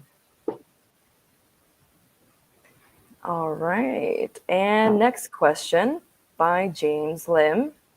Is there a specific right or wrong answer to some of these questions? Like No. the two different tasks? uh, two different, like the two different tasks with the priority questions. Um, I want to say no. Like, okay, there's like optimal ways of doing things, but it's like really based on experience, right? So like, if you're like a PA, like going in, you're obviously not going to have as much experience as someone who's like a producer, and who has like worked with like a lot of special effects and is very familiar with the special effects, like animation pipeline, uh and like, so if anything, what is good to show is like that's why I emphasize the importance of like, oh, like your ability to like adapt and to get feedback, to like, that's really important for recruiters or like interviewers. Like, how do you take feedback? Like, um how do you deal with stress? How do you approach, like, that's why like they really want to see how you think through a problem too, because you're like, maybe that wasn't the optimal way, but what they thought about it and approached it was actually, made a lot of sense, and so they may not have had the guidance they needed to make the more optimal choice. And so, I don't that's why I say, like, I don't think there's a right or wrong answer, but if the way you approached it um matters. And but like, that's a journey, right? So there's no wrong or right answer to that either, because you're on this journey of learning too. So yeah, that's a thing. Another thing I wanted to add, which totally blanked my mind, is, nope, I forgot it. I'm sorry, James. It was useful, No, but um, but yeah, I'm on Discord, so connect with okay. me there. No right or wrong answers. Yeah. All right. Next question by Annie. For production management, how can you stand out in an interview against other candidates who will have similar skills and experience? I low key hate this question. Um, Honestly, going back to being yourself um, is really important, I think, um, because this question almost has like a binary of like who gets more points, um, and like, I think a lot of it is sorry, Annie. But I like, how can I show more value than this other person when there's no such thing as having more value than the other person, right? It's like you're kind of dating like the company, and the company figures like, yeah, I feel like this today, or like, it's a lot of it, I feel like, is luck. Whether you caught that interview on a good day or bad day, if they were able to read you, if you were also having a good day or bad day. Some days, like, I once got feedback saying I was too much of an overachiever, and that I seemed a little tired, uh, and I was depressed, and so, like, I honestly think like the best you can do is have your stories, show your truth of what you would do in those situations honestly, and show your like your thing, like yourself, and then just go from there, because everything in a way is kind of out of your control. There's nothing you can do to stand out more or less, because you can't control the reactions of other people. Oh, that got really deep. Yeah, I hope that was helpful, really or like not helpful. It's probably not helpful because it's so vague, but yeah, take care of your mental health. That's what I give advice for. Yes, yes. But it was in overall like a really good advice. Let's see. Next question by Carrie Birmingham. What does a typical art test entail? I'm not an artist. I saw this question and I was like, I feel so bad because, hey, Glory, have you done an art test? I've had an art test before. Tell us. One. Tell us. This is why you're on One. stage. Just Okay. one. That's So this okay. is just from my one experience. I can't speak for all art tests out there. Yeah, and But also people in the comment sections, if yeah, you had an art test, please share what your help out your experience was. fellow person. Yeah, I mean, they usually gave us a week for me to complete an asset for it's like a game style. And I'm assuming they're trying to see if you, I guess, the way you model or like the way you UV and stuff like that, and like maybe it's like the polygon count or something like that, depending on the game studio, and seeing maybe within a deadline. But then again, yeah. But I didn't get the job that time. Art tests are bullshit. Yeah. So I'm sorry, But that was but I'm sure you can find a lot of resources online. yeah, Carrie, that's true. I'm not sure if I'm pronouncing your name right, but there's a lot of resources online about art tests. So ask there, you will find better answers. Cool. Yes. But let's see. There's another good question. Let's see. I'm from James Lim again. Is there a specific time, a specific right or wrong? Oh no, sorry, wrong. Specific time of day that might be better to have an interview. I'm asking in terms of whether a recruiter might be worn out from a day or interviewing candidates, etc. No. This, whatever you schedule, should be best fit for your schedule. This is they will make it work. Or they will give options where like we can only do this and this. But in every power, oh my god, I should have added this for oh my gosh, you're all amazing. I can add a slide about how to schedule interviews. But okay, off the top of my head, how to schedule interviews. Okay, when you schedule interviews, they'll ask you for a time, right? Like what give us a time for like next week and things like that. If you're a night owl and you wake up late, schedule an interview for the afternoon, a place where you can think the most clear. Also, schedule enough time. Like if you're like getting off a job or something and then you're rushing home to take an interview and you're not ready, like give yourself like an hour to prep before this interview to get ready. Like have your water, have like your tea, have your food, like so you can eat between like interviews and stuff. Like um schedule it so it's optimal for you. There's no better time. They'll make it work. As long as during their work hours, it's fine. So like if you let's say like an interview is like, hey, like we love you. We love to interview you like next week and it's like Friday. You're like, oh hey, like schedule it later during the week. So you can give yourself enough time to like prep for this interview. Like schedule it for next Friday. There's no rush. They want to interview you. So like it's in like you have the advantage, but maybe don't schedule for like a month later. Unless like I don't know, you're like traveling somewhere and you can't change your thing and whatnot. And also definitely don't take a call like when you're out of the country or something unless you desperately need to. Like try to schedule the interview so it is really best case scenario for you and the best setup. So if that makes sense. So hopefully that helped, James. So yeah. Don't don't de-optimize yourself. Unoptimize yourself? I don't know. English is hard. Wait, I'm curious. Do you think if you say like if you just grab the quickest like earliest time, do you think it's gonna?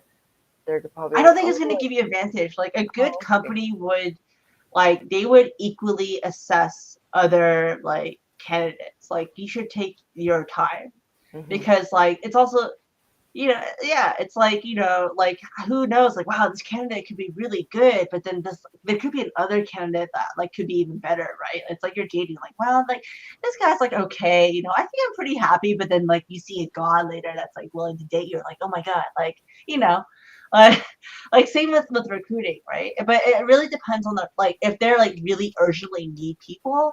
That's maybe when I would like reconsider being like, okay, maybe I should interview them sooner. But the recruiter will say that, and they'll be like, hey, can you meet like in the next 2 days, and then you're like, okay, cool. And then like because like you can always ask, like it doesn't hurt to ask like, hey, can I do it Friday? And they're like, no, we would prefer to do it sooner. And you're like, okay, cool, let me do it sooner. But that means that they're desperate, so yeah, or they just have very very limited scheduling time. Interesting, interesting. Also Thank if you. you get sick like a day before the interview, reschedule. Just let them know. Mm, That's okay. Meetings cancel all the time. People get sick. Also, car accidents, or life happens. So right, let right. the interviewer know too. That's so true. Yeah, don't be sick while you're taking an interview. You're not performing your Mm-mm, best. mm-mm. All right. Next question.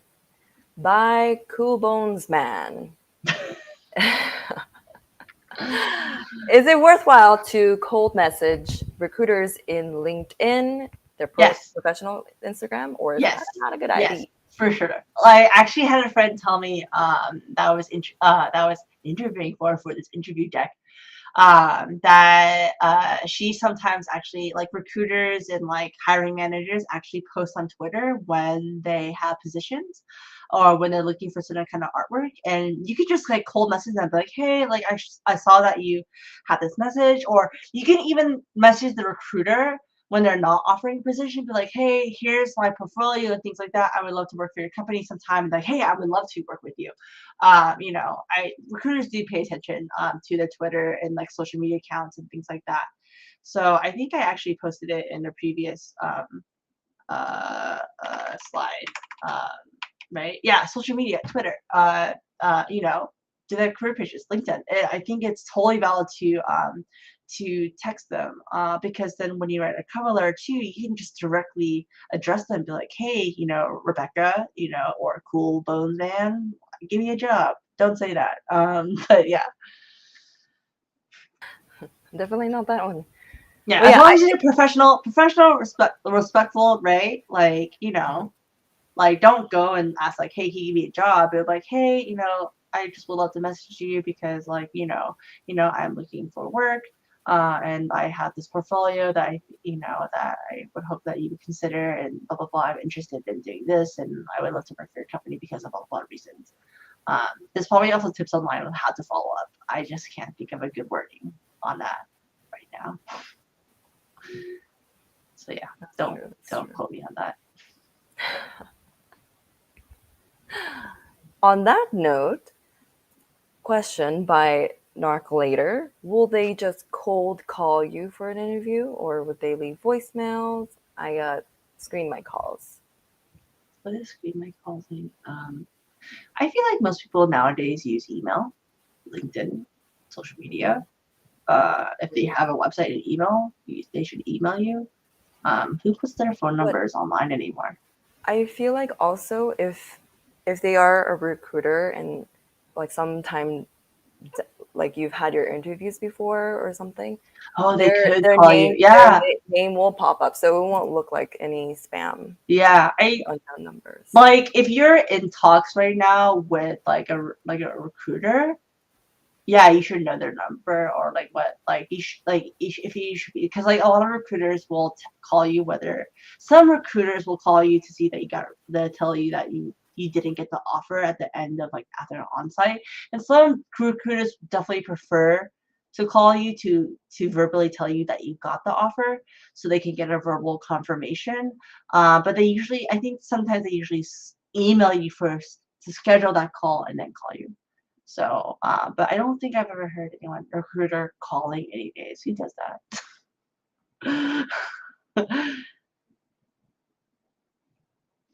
All right. But that's my experience only. So. And next question by Quid Tran Whitney. What are good thinking buffer phrases to use when asked a question you need time to think about? Example, that's a great question. Let me take a second to collect my thoughts. That's perfect. Whitney, you're on top of it. Right. Or you could be completely honest and be like, that's a whole Yeah, heck of a question. I think it's totally valid where you're like, I think I need time to think about it. Like, do you think we could come back to this question later? And then, I would love to do research on my own or something and, follow up. So I think that's really valid. Sometimes people blink. It's cool. To use it repeatedly. I don't think it's fine. Like, it's like, hey, like, it's also okay, like, to tell people that you're nervous. Like, I'm really nervous, so I might take a bit longer to answer questions, and that honestly really humanizes you to recruiters. And if recruiters if interviewers judge you for that, then tell them to fuck off. I don't know, you're like human. But I think some interviewers do actually do like it when you say like you're nervous, because they're like, oh, okay, cool, like it's fine. Then they understand where you're coming from, and give you more of a benefit of doubt. Some companies are scary. That's so true. We can't be robotic. Yeah. We're human. We're only human. Yeah. All right. Here's actually a really good question about recorded interviews by Megan Chan. Any tips for how to have a more successful, smooth recorded interview you don't have an interviewer to vibe off of having a conversation with? Whoa. Recorded interview? Like you record yourself. Wait, Megan, message. What position was this for? And what kind of company? What? Is this like for like voice acting or something? Or I've done it before, but not for an art studio.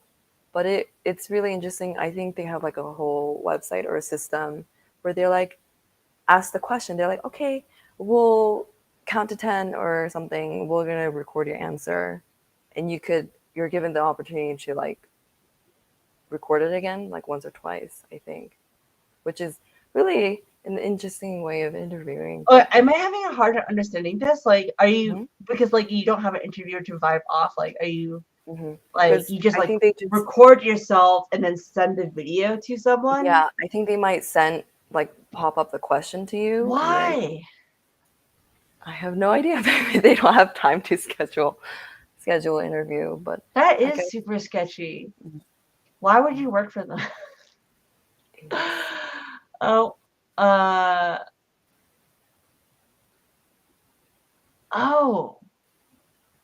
God. Wait, did they give you the question in advance?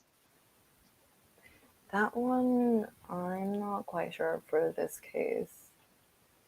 That is so weird. I don't like that system. Maybe they're trying to like streamline their like interview process by being freaking robots. Probably. I love not being affiliated with a company right now because I can just say a bunch of bullshit and be super judgy. God, it never. Okay, this is super new to me. Any tips?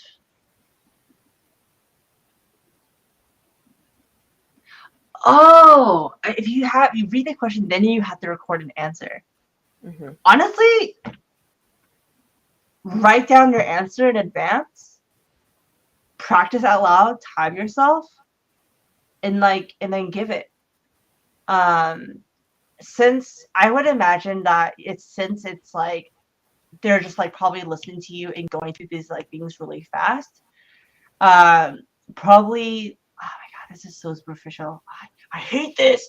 But you probably want to sound like really upbeat, have a lot of energy, because you want to bring that like recruiter in because they're probably so tired listening to these things, and you probably want to like really energize them and like I got a little blah blah, I think I would do, I know, super fake. Ugh, I hate it, but that's how you're probably going to stand out in a bunch of like hundreds of messages. And also like have your hook and sync be super clear, no ums or fillers, speak very very clearly. Um, and practice. Like I would record yourself, listen to yourself again, have a friend listen to you. I don't know, get feedback from friends, y'all. They're there for a reason. And do that, and then record it. So practice. You have time. So yeah, make yourself stand out in that way because you want to make it the easiest job for recruiters too. To hear your message and answers. So yeah. Right. All right. Next question. Again by Quay. Tran Whitney. You mentioned relocation earlier. I'm curious how to ask about it during interviews. Example, some LA internships require moving temporarily. Can you ask interviewers for advice on moving for money? I'm not sure if I would ask advice on like moving. You probably could ask like, hey, do you have any resources for international people to move to LA and things like that? I would just straight up ask them like, do you have a moving stipend for moving? It's there's no no way to nicely ask. I mean, you get nicely asked for it, right? But there's no you. This is a question I wouldn't beat around the bush because they are paying you to do something, and they should compensate for hiring you and bringing you on as talent. That's an investment that they're making. So use them, ask them. Like you can ask them nice, but like, hey, I live in Singapore or wherever, or New York. Is there a stipend that you can use to help me move? As well as any stipends for staying temporarily in LA because I can't pay 2 rents. Yeah. Yeah, that's so true. And you could just, straight up just say like, what are some Because if it's not possible, it's not possible. Yeah. Right. They're investing in you. And you want to be invested in. Yeah. That's also kind of on the same page as like with like negotiating your pay too. Yeah, exactly. They got money. Right. All right. Next question by Amanda Pox. Sorry again. I'm Mexican and Japanese, but have my partner's Lithuanian last name. How do I take my identity known when my name obscures it? I'd love to work on a project that lets our community shine. If there's an opportunity where they ask you, when you first introduce or something like that, like, obviously you want to make sure that you first sell yourself, talk about yourself such that like you can do the job. That's your first and foremost. But then once they get to the opportunity, like, is there anything else that you'd like us to know? Or, questions of that they, hey, would love to learn more about you at towards the end of the conversation or something. Like, I feel like you'll get a better feeling of when to mention this. You can be like, yeah, telling diverse content is like really important to me. I am Mexican and Japanese, and I have a partner who's Lithuanian. I would love, to work on the communities or like projects that really help all those communities shine. And diversity is really important to me. That's true. Well, these are great questions here. Yeah, super great questions, everyone. Very great questions. Uh-huh. All right. Next question by MK. Here's the question. How can you negotiate pay when you don't have relevant experience? Glassdoor. Look it up. interview people, ask if you can talk to people who currently work at the company. If you're in California, ask what the salary range is. I think interviewers have found a way to bypass that question, but it doesn't hurt to ask because they are obligated by law not to tell what the salary range is. Let's see. It's hard to negotiate pay when you haven't entered the industry, but also let's take for example in tech. A lot of animation people are losing people to tech because people on tech are being paid like 150K plus for the same job that they're doing at big studios for under 80K. You know, right now there is a gap of needed talent because they're losing people. So honestly, you can use that to your advantage too. Not that you say out loud, but you're like, yeah. Anything I like, if they're horribly underpaying you, you can somehow, yeah. There needs to be like a negotiation talk later that I'm going to get to eventually, because it's not my forte, so I have to do a lot of research. But we'll get to it. Yeah, I'm sorry that wasn't a super helpful answer. Okay, but stay tuned, everybody. Stay tuned. Stay tuned. It will come. You gotta tell it. All right, next question by Rebecca A. How do you ask a company how they handle compromising situations without making them doubt your availability? And also added later, as in personal and family situations that may come out of nowhere.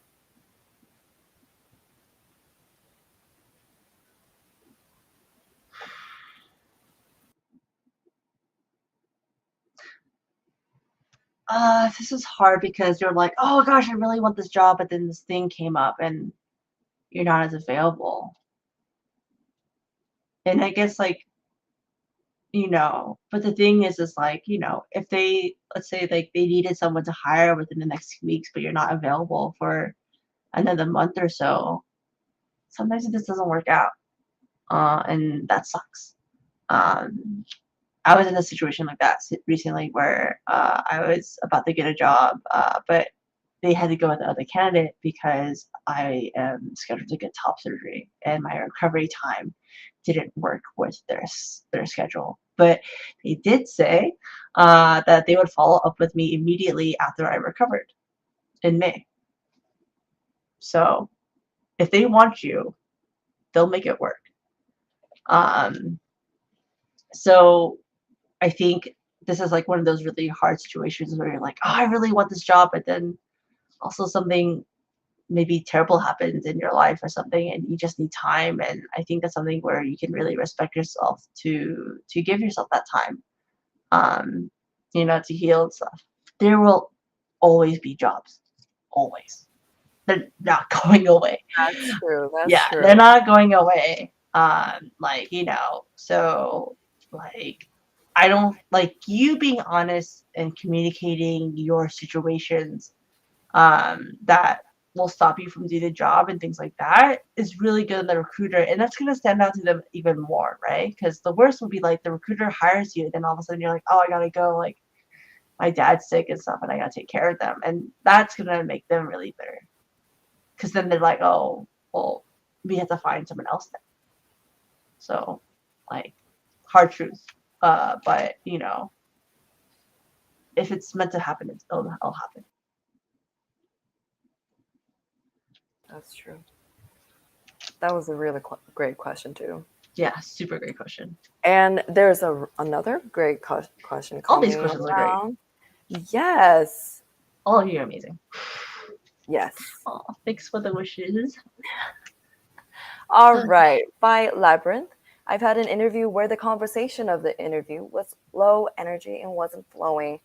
Is that just a sign the team isn't a good fit, or do you have advice for alleviating it? I want to know more. If it's low energy, like if they were low energy and you were like high energy, gosh, such hard conversations like to look through because like they're really tired and things like that. And so it's really like really unpredictable how they're reviewing things. So in this industry too, we tend to be burnt out and tired and on top of having to interview and stuff. So I would give them the benefit of the doubt and whatnot. And this is like one of those things where they're also having a bad day. Um, so, I think a good way to do it is like, being able to, if they aren't really engaging you and things like that, you can always ask them questions like, hey, what would you like to know specifically? I know that, you know, ask them about like themselves in terms of like, hey, so what do you do? What would you need from me? And you can start asking about the project, so then they ask so then they tell you, and then when they tell, so like for example, let's say here comes the glasses, be like, so they're like, not talking, and you're like, wow, you seem really tired. They're like, yeah, like I've had like a really long day, and they're like, well, like, I can tell you about my project, or do you want to tell me about, what you need from me, and what you're looking for in a candidate? And then they're like, yeah, we're looking for like an artist to help us, like, with some backgrounds, and it's kind of like, more artsy for, I don't know, an art term. And then you're like, oh yeah, so like in my work, I really, do, this, here, let me show you my artwork that like really illustrates like these key points and things like that. And then like, and then leave it up to them to ask more questions. And then if they don't ask questions, then you can like, engage with them. Like, do you have any questions of like my workflow or like my process? Like, it's kind of like pulling teeth at that point. Hopefully it doesn't get that bad, but I think they should probably try to give some effort. If they really don't give any effort, I honestly would tell the recruiter, be like, hey, like I was interviewing with this person, but they were like really, really low energy, and they weren't engaging with me at all, and not asking questions. Like, is it possible to redo an interview? Because that wasn't a fair chance for them to get to know you. So I think that's really valid to ask the recruiter, because they want to get you the best too, right? Like, yeah, ask for a redo interview. And that's all goes for anything. Like, if your phone is like really crackly, or like you lost service and like you bailed, like you can totally follow up with the recruiter, be like, I'm so sorry, like my internet totally like bailed, or like I had like really bad service because I'm in like this part of the country or whatever. Totally fine. Ask for a redo. That part I didn't think about, but yeah, that's so true. That's so true. All right. On that note about the interviewers, next question by Amanda Pogsalt. What do interviewers not want to hear or see? Cliches, fan art, I don't studio know. culture questions. This is a very, very person specific like thing. Like, you're gonna find a person who's like super into furries, and you're gonna find people who are not into furries, right? Like, I don't know what's the first thing I come Studio up with. That's too. that's like the most controversial I could think of, right? If you go to like Disney, I'm like, I love furries. Like, I think there is an artist there who is a furry, like super famous. But I, if you are into drawing really creepy Furbies and you can do what they need to do, I don't think there's anything cliche about it. And also, if you're not able to find a studio culture question that like you're not able to find an answer somewhere, or if that studio culture question is specific to that person, like you're like, hey, what do you like most about the studio? Because that's what some, or like, what is your favorite time of day at the studio? What is your favorite time of day at the at this company? And they'll tell you, right? Because it's like to them, and then you get to feed off of that. Be like, oh, that's really cool. I also love eating. I can't stop that thinking. When I eat breakfast, I think about dinner. Um, and I already have lunch planned since last night. Like, I don't know if this ending super cliche unless it's like actually really important to you. I can't really think of any. What's it? All right, everyone, ask me. Comment. What's a cliche question you can think of, and then we'll talk about it. What are cliche questions? Let me know. Yeah, but I don't know. A cliche question, I don't think would be Or is it like a cliche answer? like people. I think are really like scared of asking about diversity initiatives, but I think people are getting more and more bold, and also people are also getting really excited about it and really want to hear from candidates. And I think now's a good time to challenge companies actually honestly about diversity, because it's like if you're not talking about this, um, then why should I even be working for you? So yeah, cool. Oh, yeah, that's so true. Next question by Rebecca A. Any general advice for Zoom interviews versus in person? I think I mentioned it earlier for in person, like bringing in. Also love the smiley face. Bringing in like your portfolio, bringing in your resume. You know, dressing in business casual, dress in also comfortable business casual, like whatever you're comfortable in. Like, don't be sweating, or like try to avoid sweating and things like that, or like dress warmly if like if the AC bothers you and whatnot. Um, like and do those power poses, right? Zoom, you have the advantage of being at home base. Make sure everyone is off the internet, not doing like gaming while you're doing your Zoom interviews. Make sure that you have your water next to you because they tend to be back to back to back. And then what's it? Mm, and also really set up your interview like lots of stuff to like have really good positioning and have really good lighting, and make sure your mic is really working and test like your audio and your screen beforehand and stuff. So I think that's really important for in person. Um, Make sure you get good rest. Make sure the time works for you. Uh, I don't know, take that whole day off. I like to take a whole day off and just like relax and grab a smoothie or something, or you know, for an in person. Power Be poses. be zen, power pose, yeah.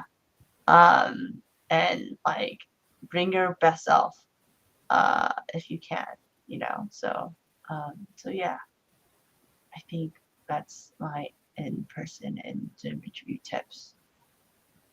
Optimize so that you can perform your best. We gotta plaster that somewhere. Optimize. All right. Next question by Annie Primali.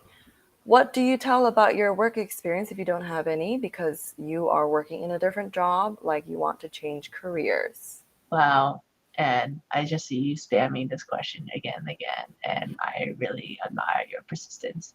I think this is a really great question. Yeah, what do you how do you know you don't have any work experience? You have experience always, uh, even if it's in different parts of your life. So, like, if someone, let's say, was working in like food, like you're a burger flipper, like that's experience. You have a deadline to finish things, and you have to coordinate with someone for scheduling and collaborate with other people to get burgers done and get it out there. Um, that's experience. In school, you do projects with other people and collaborate there, and you've done projects, doing artwork and finishing deadlines and whatnot. That's experience. You talk about that. Uh, or if you are doing an office job, you can pull out different experiences from there of like how you've also met deadlines, and collaborate and communicate with people. And when you bring things up to like when do you report things to like a higher up and supervisor and things like that.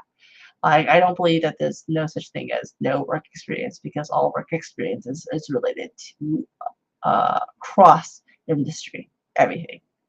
But like Let's see. So okay, hold on. Some backstory. Cool. Currently, you're calling people and making them do surveys by what they change to an artist, character designer, or an animator. Calling people to do surveys is my current job. Okay, so you have support skills. You are collaborating with people to engage with them to contribute thoughts and opinions, and so that's something that's really valuable in as an artist, right? Because you're trying to engage with other artists too to get their opinions and collaborating there to get ideas and making something super beautiful. um, that does not take away from how you are able to work with other people. In terms of your art skills, that's what your portfolio is for. So that shows like how you can be an artist. Um, so yeah, and also you can be working on other projects and things like that too. So you can share it there. Yeah, I think like mentioning as long as it's related to the position of making webtoons and personal projects. Yeah, you can mention anything. I have mentioned a high school project where I built a roller coaster once just to show that how dedicated I was to making something happen. I think I spent like 133 hours making like a balsa wood like roller coaster thing, and I mentioned that in the interview because I'm like, this is my perseverance in making something happen.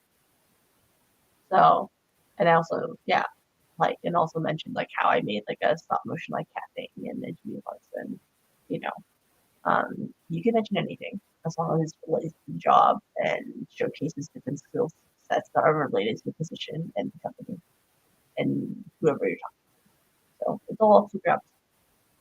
Um, yeah, and that's why you beforehand, like that story, like that tip of like pulling out 10 different stories and like relating it, right?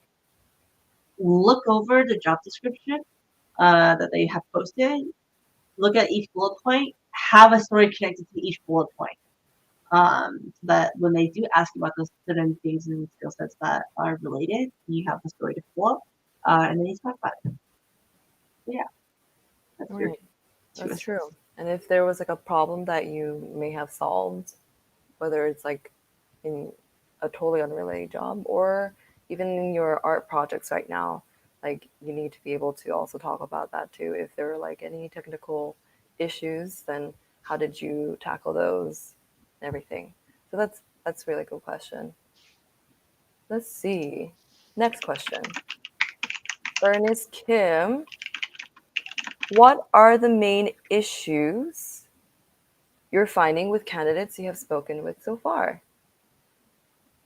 And you're probably on the other side, on the other end, looking for potential candidates. Hmm. A main issue with candidates that I feel like they're not super connected except for times. The only times is when I had that one candidate. There were two candidates that were problematic. One of them um, asked why we were making Let's Eat, uh, and said, "Well, Bao already exists, so why are you even bothering making Let's Eat?" And they kept asking that question over and over again because we're like, oh yeah, no, maybe this is like a mistake question, but they kept digging at it, and I was like, okay, this person is not a good candidate because they don't even believe what this team is doing. So why would they be even a good candidate? Um, if you don't believe in the product that you're for the company that you're interviewing for, maybe you should like reassess.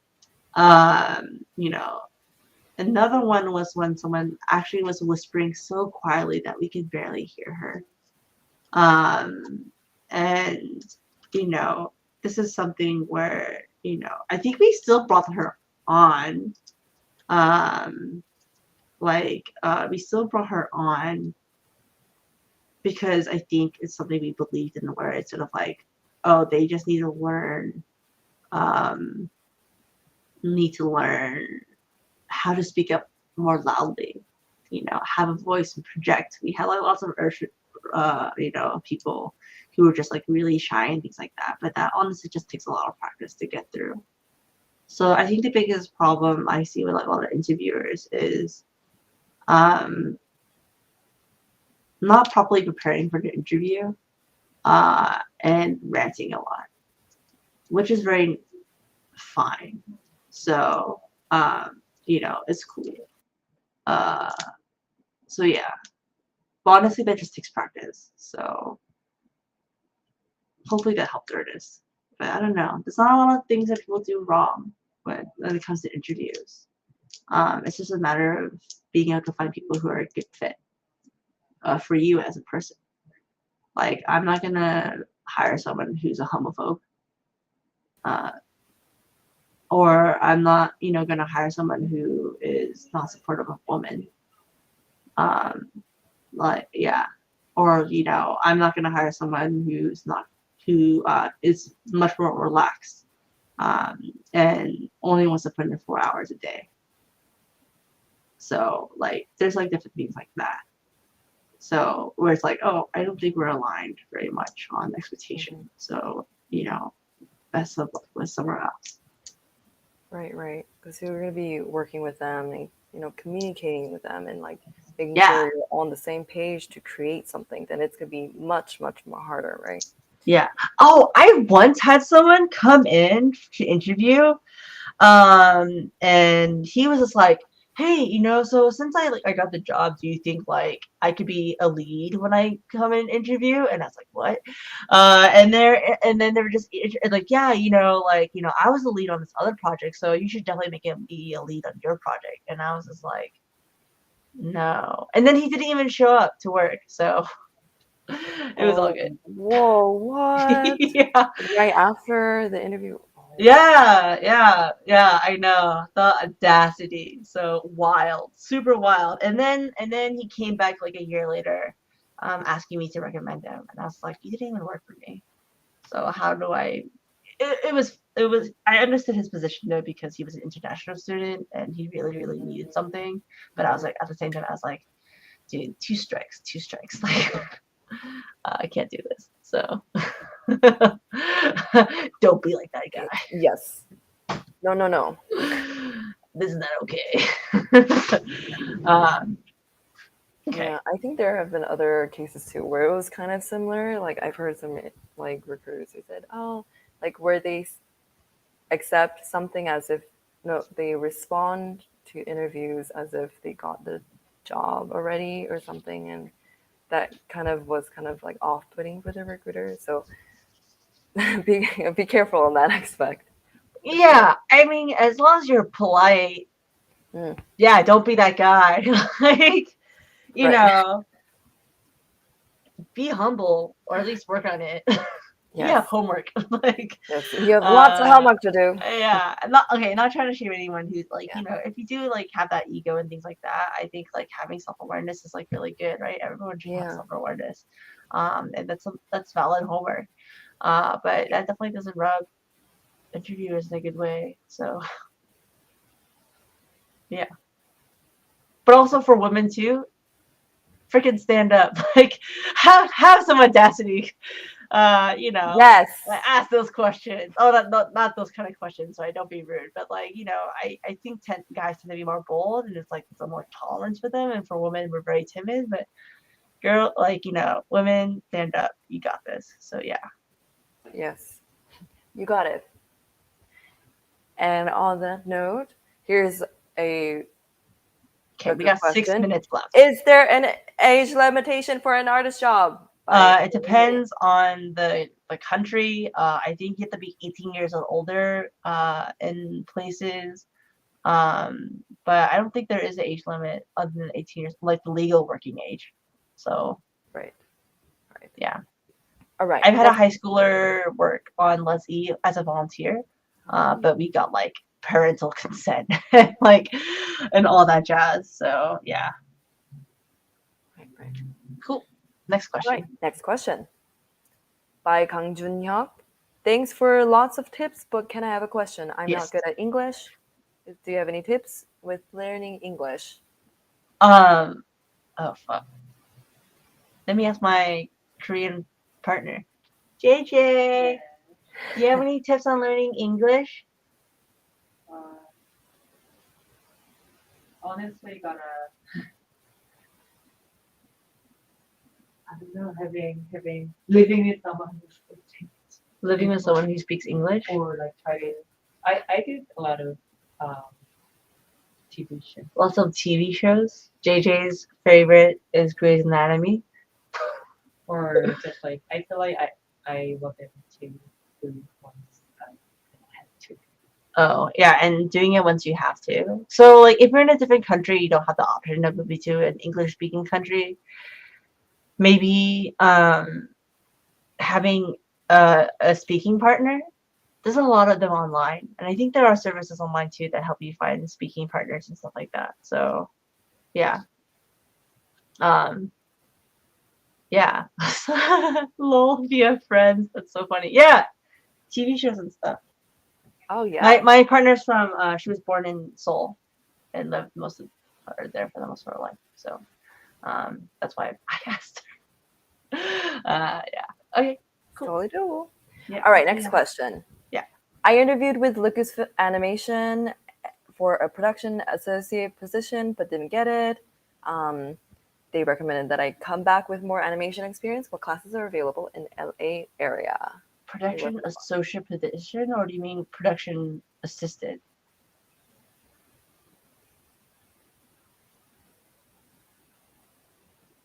Oh, that's a really great tip, Alice. That's awesome. Yeah, yeah. Um, um, I don't know anything in the LA area. I know there are probably classes online. I mean, a lot of it's like oh, I just production associate position. Oh, I don't know. Production associate position. The fuck is a production associate position?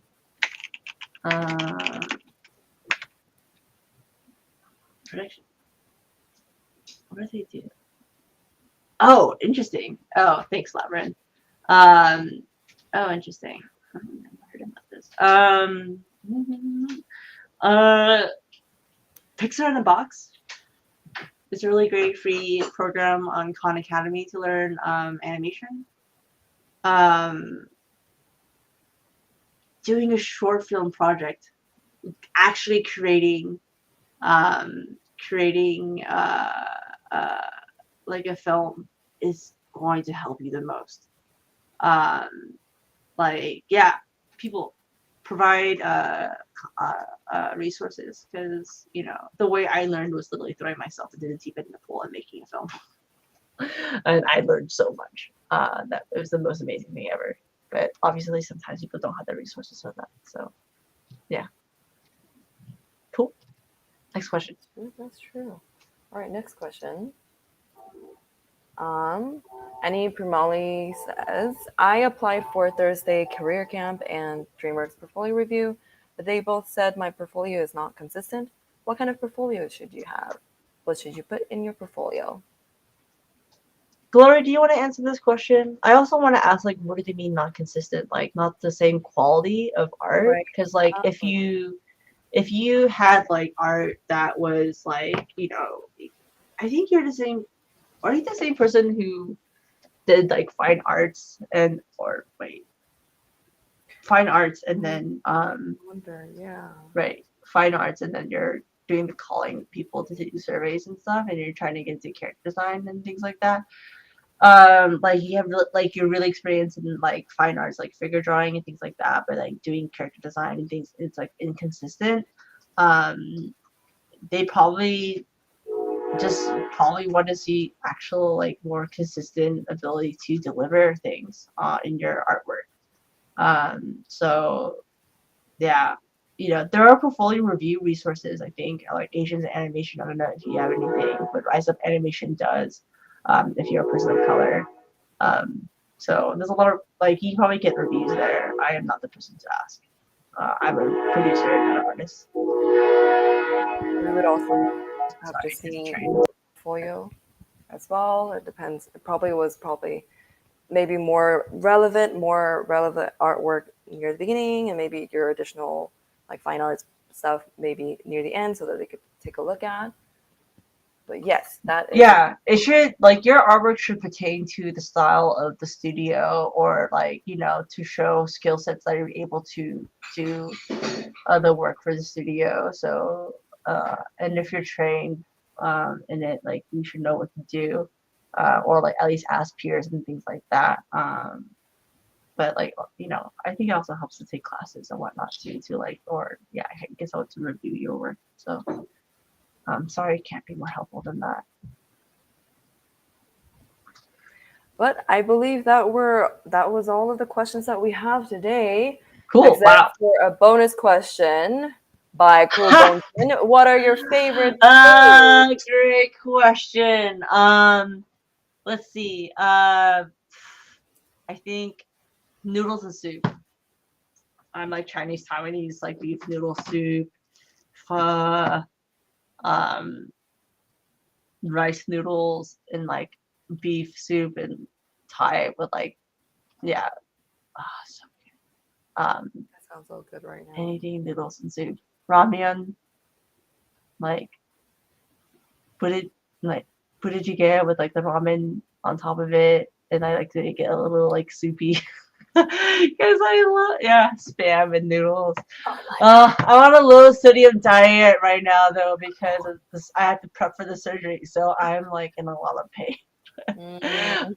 How do you have less than 2,000 milligrams of salt? It's not that much. Do you know how much it is? It's literally like less than like a quarter of a teaspoon of salt. Like, or like it's less than like, it's like a teaspoon of salt. That's how much salt that is. It's insane. You're in Brooklyn, you can order food now. Brooklyn's like the best place to order midnight food. Okay. So many tears for you, Amy. That's fine. My partner gets to summer with me.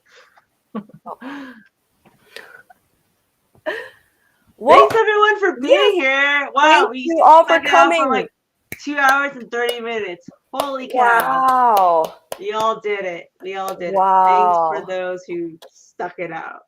Really appreciate Well, it all. Thank you, Amy, too, for preparing this awesome presentation, working hard on getting everything in there, making sure that, because Amy was also curious, like, who the audience is, and you're amazing. Thank you so much for doing this. Yeah, of course. Honestly, really glad that I could help. So I hope you all got something out of this, and really hope you all take success. Yes. Oh. Feel free to message me on Asians in Animation. Yes. I think I'm like Black Envy or something. I don't. Yeah. So like, message me. I can't guarantee that I'll get to all your messages. But like, also feel free to add me on LinkedIn. I think it's like Amiko Animation or something. Remember to say that you're from Asians in Animation and that you attended the interviewing thing, and also just let me know who you are, because what I really hate the most is people just randomly like trying to friend me on LinkedIn, and then I just like, here's my resume. Who the fuck are you? Like, why are you adding me? So like you know, yeah. At least tell me how you found my profile and then why you want to connect. That would be really great, you know. So let me know. Also reach out to me. I'm also available if you'd like, from our perspective. Glory Hyung Jo. Anywho, and just to keep you guys updated, and of course this video will be uploaded on YouTube. So if you need to look at the deck again, I think Amy will be providing the deck for everybody. Yes, I need to clear it up of any profanities I put in it. So. But thank you. And of course, please share with your family and friends that you know that will need these interview tips. And we still have lots more to offer for our future episodes. Yes, I will. So stay tuned. Yeah. It'll probably be lots of months later, so don't hold your breath. All right, everyone. Yes. Thanks so much. Thank you, everybody. Stay safe, healthy, keep creating, being inspired. Thanks, everyone. Good Good luck at your night. interviews. Bye. You can do it. Bye bye. Bye.